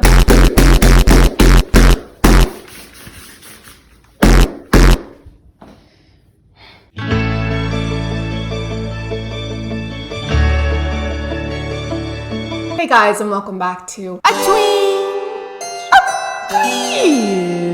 My name is ChadChad. Not really. And you've probably guessed what we're gonna be doing today. Disclaimer. This is a disclaimer, yeah. If you are a fan of Gabby Hanna, or if you're Gabby Hanna herself, which sounds crazy, but Chris Barnett did see my video on him, so it's not impossible, obviously. She is an intelligent, beautiful businesswoman who has worked very hard over the past few years and made a platform for herself, and also has been very open about her mental health recently. I am not a doctor, and I'm definitely not a mental health professional, so I will not be speculating on that in this video or in any way trying to insinuate that Gabby is crazy. Disclaimer over. I've never personally followed Gabby on anything, but I do remember seeing some of her Vines when Vine was still around. She went from there to doing YouTube, where she did a lot of story times, and then about 2 years ago, I think, is when she started doing music. You probably know this stuff and have some idea of all the drama she's been in, so I won't go into too much detail. But recently, she's been on my FYP a lot. Some might even say too much. And it's me. I am some. I say it's too much. Gabby has this ongoing, endless drama with Trisha Paytas. Trish was actually a guest on Gabby's podcast channel in February of this year, where they talked about that a little bit. And by they talked about it, I mean Gabby talked about it while Trisha sat and nodded and smiled. My pop song went viral. It's a shame, like I really like her music, but I had to take her out of my playlist because of this. Right. And then I kept doing pop, butterflies was pop. So like that was like whatever. Yeah. So I was trying to fit myself in this box of like, I'm a pop artist. Right. I'm not. I was trying to appease the masses. It didn't work. I'm going to do whatever the fuck I want. Yeah. Like, that's when all of a sudden it's like, she's a narcissist. She's a manipulator. She's a terrible person. Yeah. By the way, I've never talked about this. Oh. But it was a little awkward, but whatever. They seemed mostly civil. I think they exchanged apologies. Gabby showed remorse for the whole Gabby who cried STD incident of 2019. But then Gabby posted this TikTok. Never mattered what I had to say. I was always wrong. Every question turned into another long night chat. Which received this duet. Never mattered what I had to say. I was always wrong. Every question turned into another long night chat. Which received this comment from Trish. And seemingly this one emoji was enough to cause a complete 180 in how Gabby was treating Trisha. She started talking about them all over TikTok. Trisha Paytas is upset that I called her untalented, even though she's allowed to have an opinion about me. She says everyone can have an opinion. She has an opinion about my music. But what's this? You're making fun of me online, you hypocritical fake bitch. And Twitter. I made a Twitter just so I could read Gabby's tweets for this video. So if any of y'all want to follow me over there, I don't even know what you post on Twitter because I've never had one, but just real quick, while I was reading Gabby's tweets for this video, I found this one of her accusing BB Rexa of copying her Monster music video because there's a shot of BB Rexa sitting on the ground. There's a vase and a mirror being shattered, then a match being lit, and then a house on fire. So, you know, 4 of the most original concepts that are not at all frequently used in music videos. Bibi tweeted back and said that actually her inspiration came from Eminem and Rihanna's Love the Way You Lie music video, which yeah, they're similar. Also, you can't really copyright the very well-known cinematic shot of having your subject light something against a dark, contrasting background. The mirror and vase breaking in Bibi's video is because the entire house is breaking. You can't have the house come down and exclude the vase and the mirror. Oh my God, there was an earthquake. Are you guys okay? Yeah, we're fine, but the house is almost completely destroyed. What do you mean almost? Well, the vase and mirror made it, miraculously. That is miraculous. Those are basically the 2 most fragile things someone can have in a house. Anyway, Gabby and Trisha started going at it once again on TikTok and Twitter. I'm not really gonna talk about it because I'm honestly sick of hearing about the 2 of them arguing. Now they're talking about how they were friends or they weren't really friends and how they invited her to Thanksgiving or they didn't invite her to Thanksgiving, and I do not give a fuck. On April 23rd, Gabby tweeted this announcing a mini-series, which now these make a lot more sense.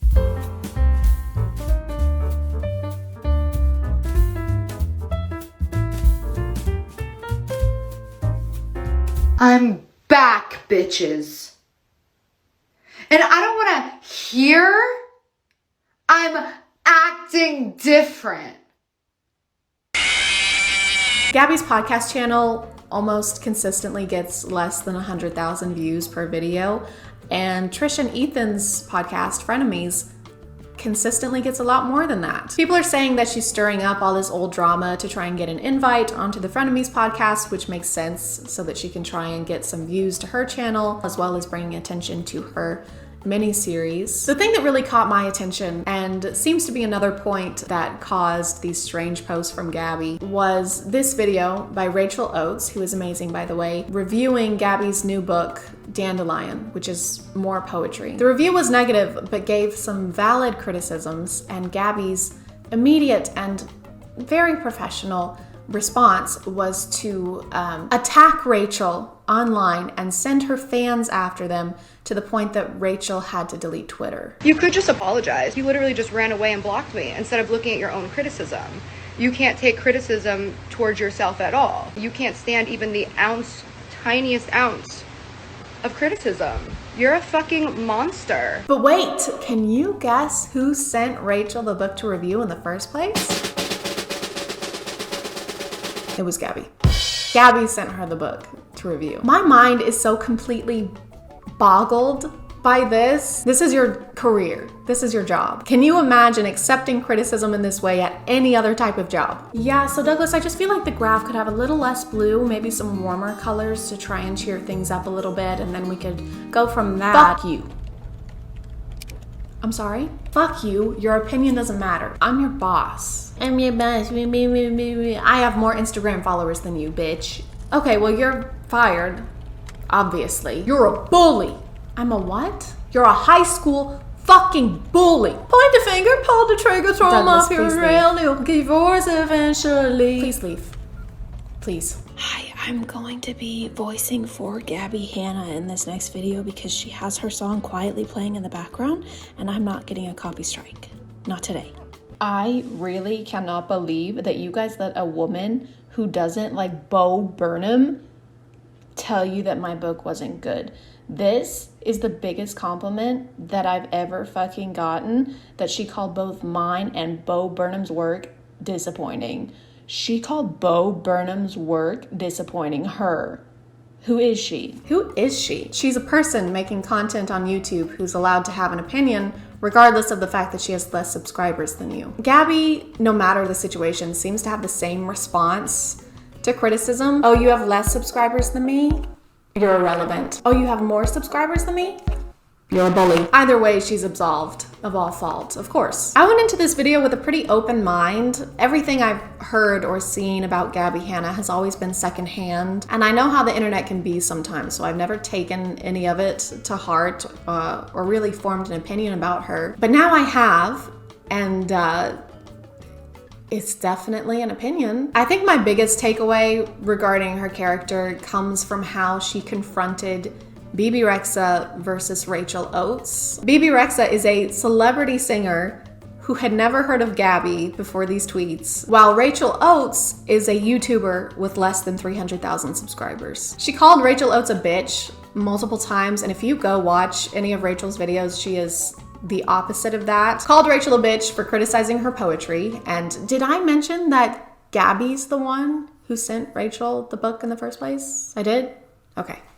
Sorry, I just felt like I needed to bring it up again for some reason. But then when she was trying to accuse the music video of copying hers, it was all, oh, Miss Bebe Rexha, please. Oh, I love you so much and I'm such a fan of your work and I'm so sorry to bother you, but I think maybe you might have just a tiny bit copied my music video. And again, I'm sure you had nothing to do with it. Absolutely nothing. I would never accuse you of such a thing. But like, dude, if the way you treat people is decided by how much clout they have, or AKA how much clout they can potentially give you, you're not a good person. And to your frequent complaints on how people bully you and how undeserving you are of that. You're a bitch. What is it, you manipulative, narcissistic bitch? Face yourself, bitch. You mean miss 4K views on your fucking makeup tutorial? Miss 4K views on your commentary piece a week ago? Yeah, I just checked. Maybe you are the monster that's been there all along. I'm gonna call it there, you guys. Thank you so much for getting us to our first 1,000 subscribers. I don't even know how to say how much I appreciate it. And if you are still here,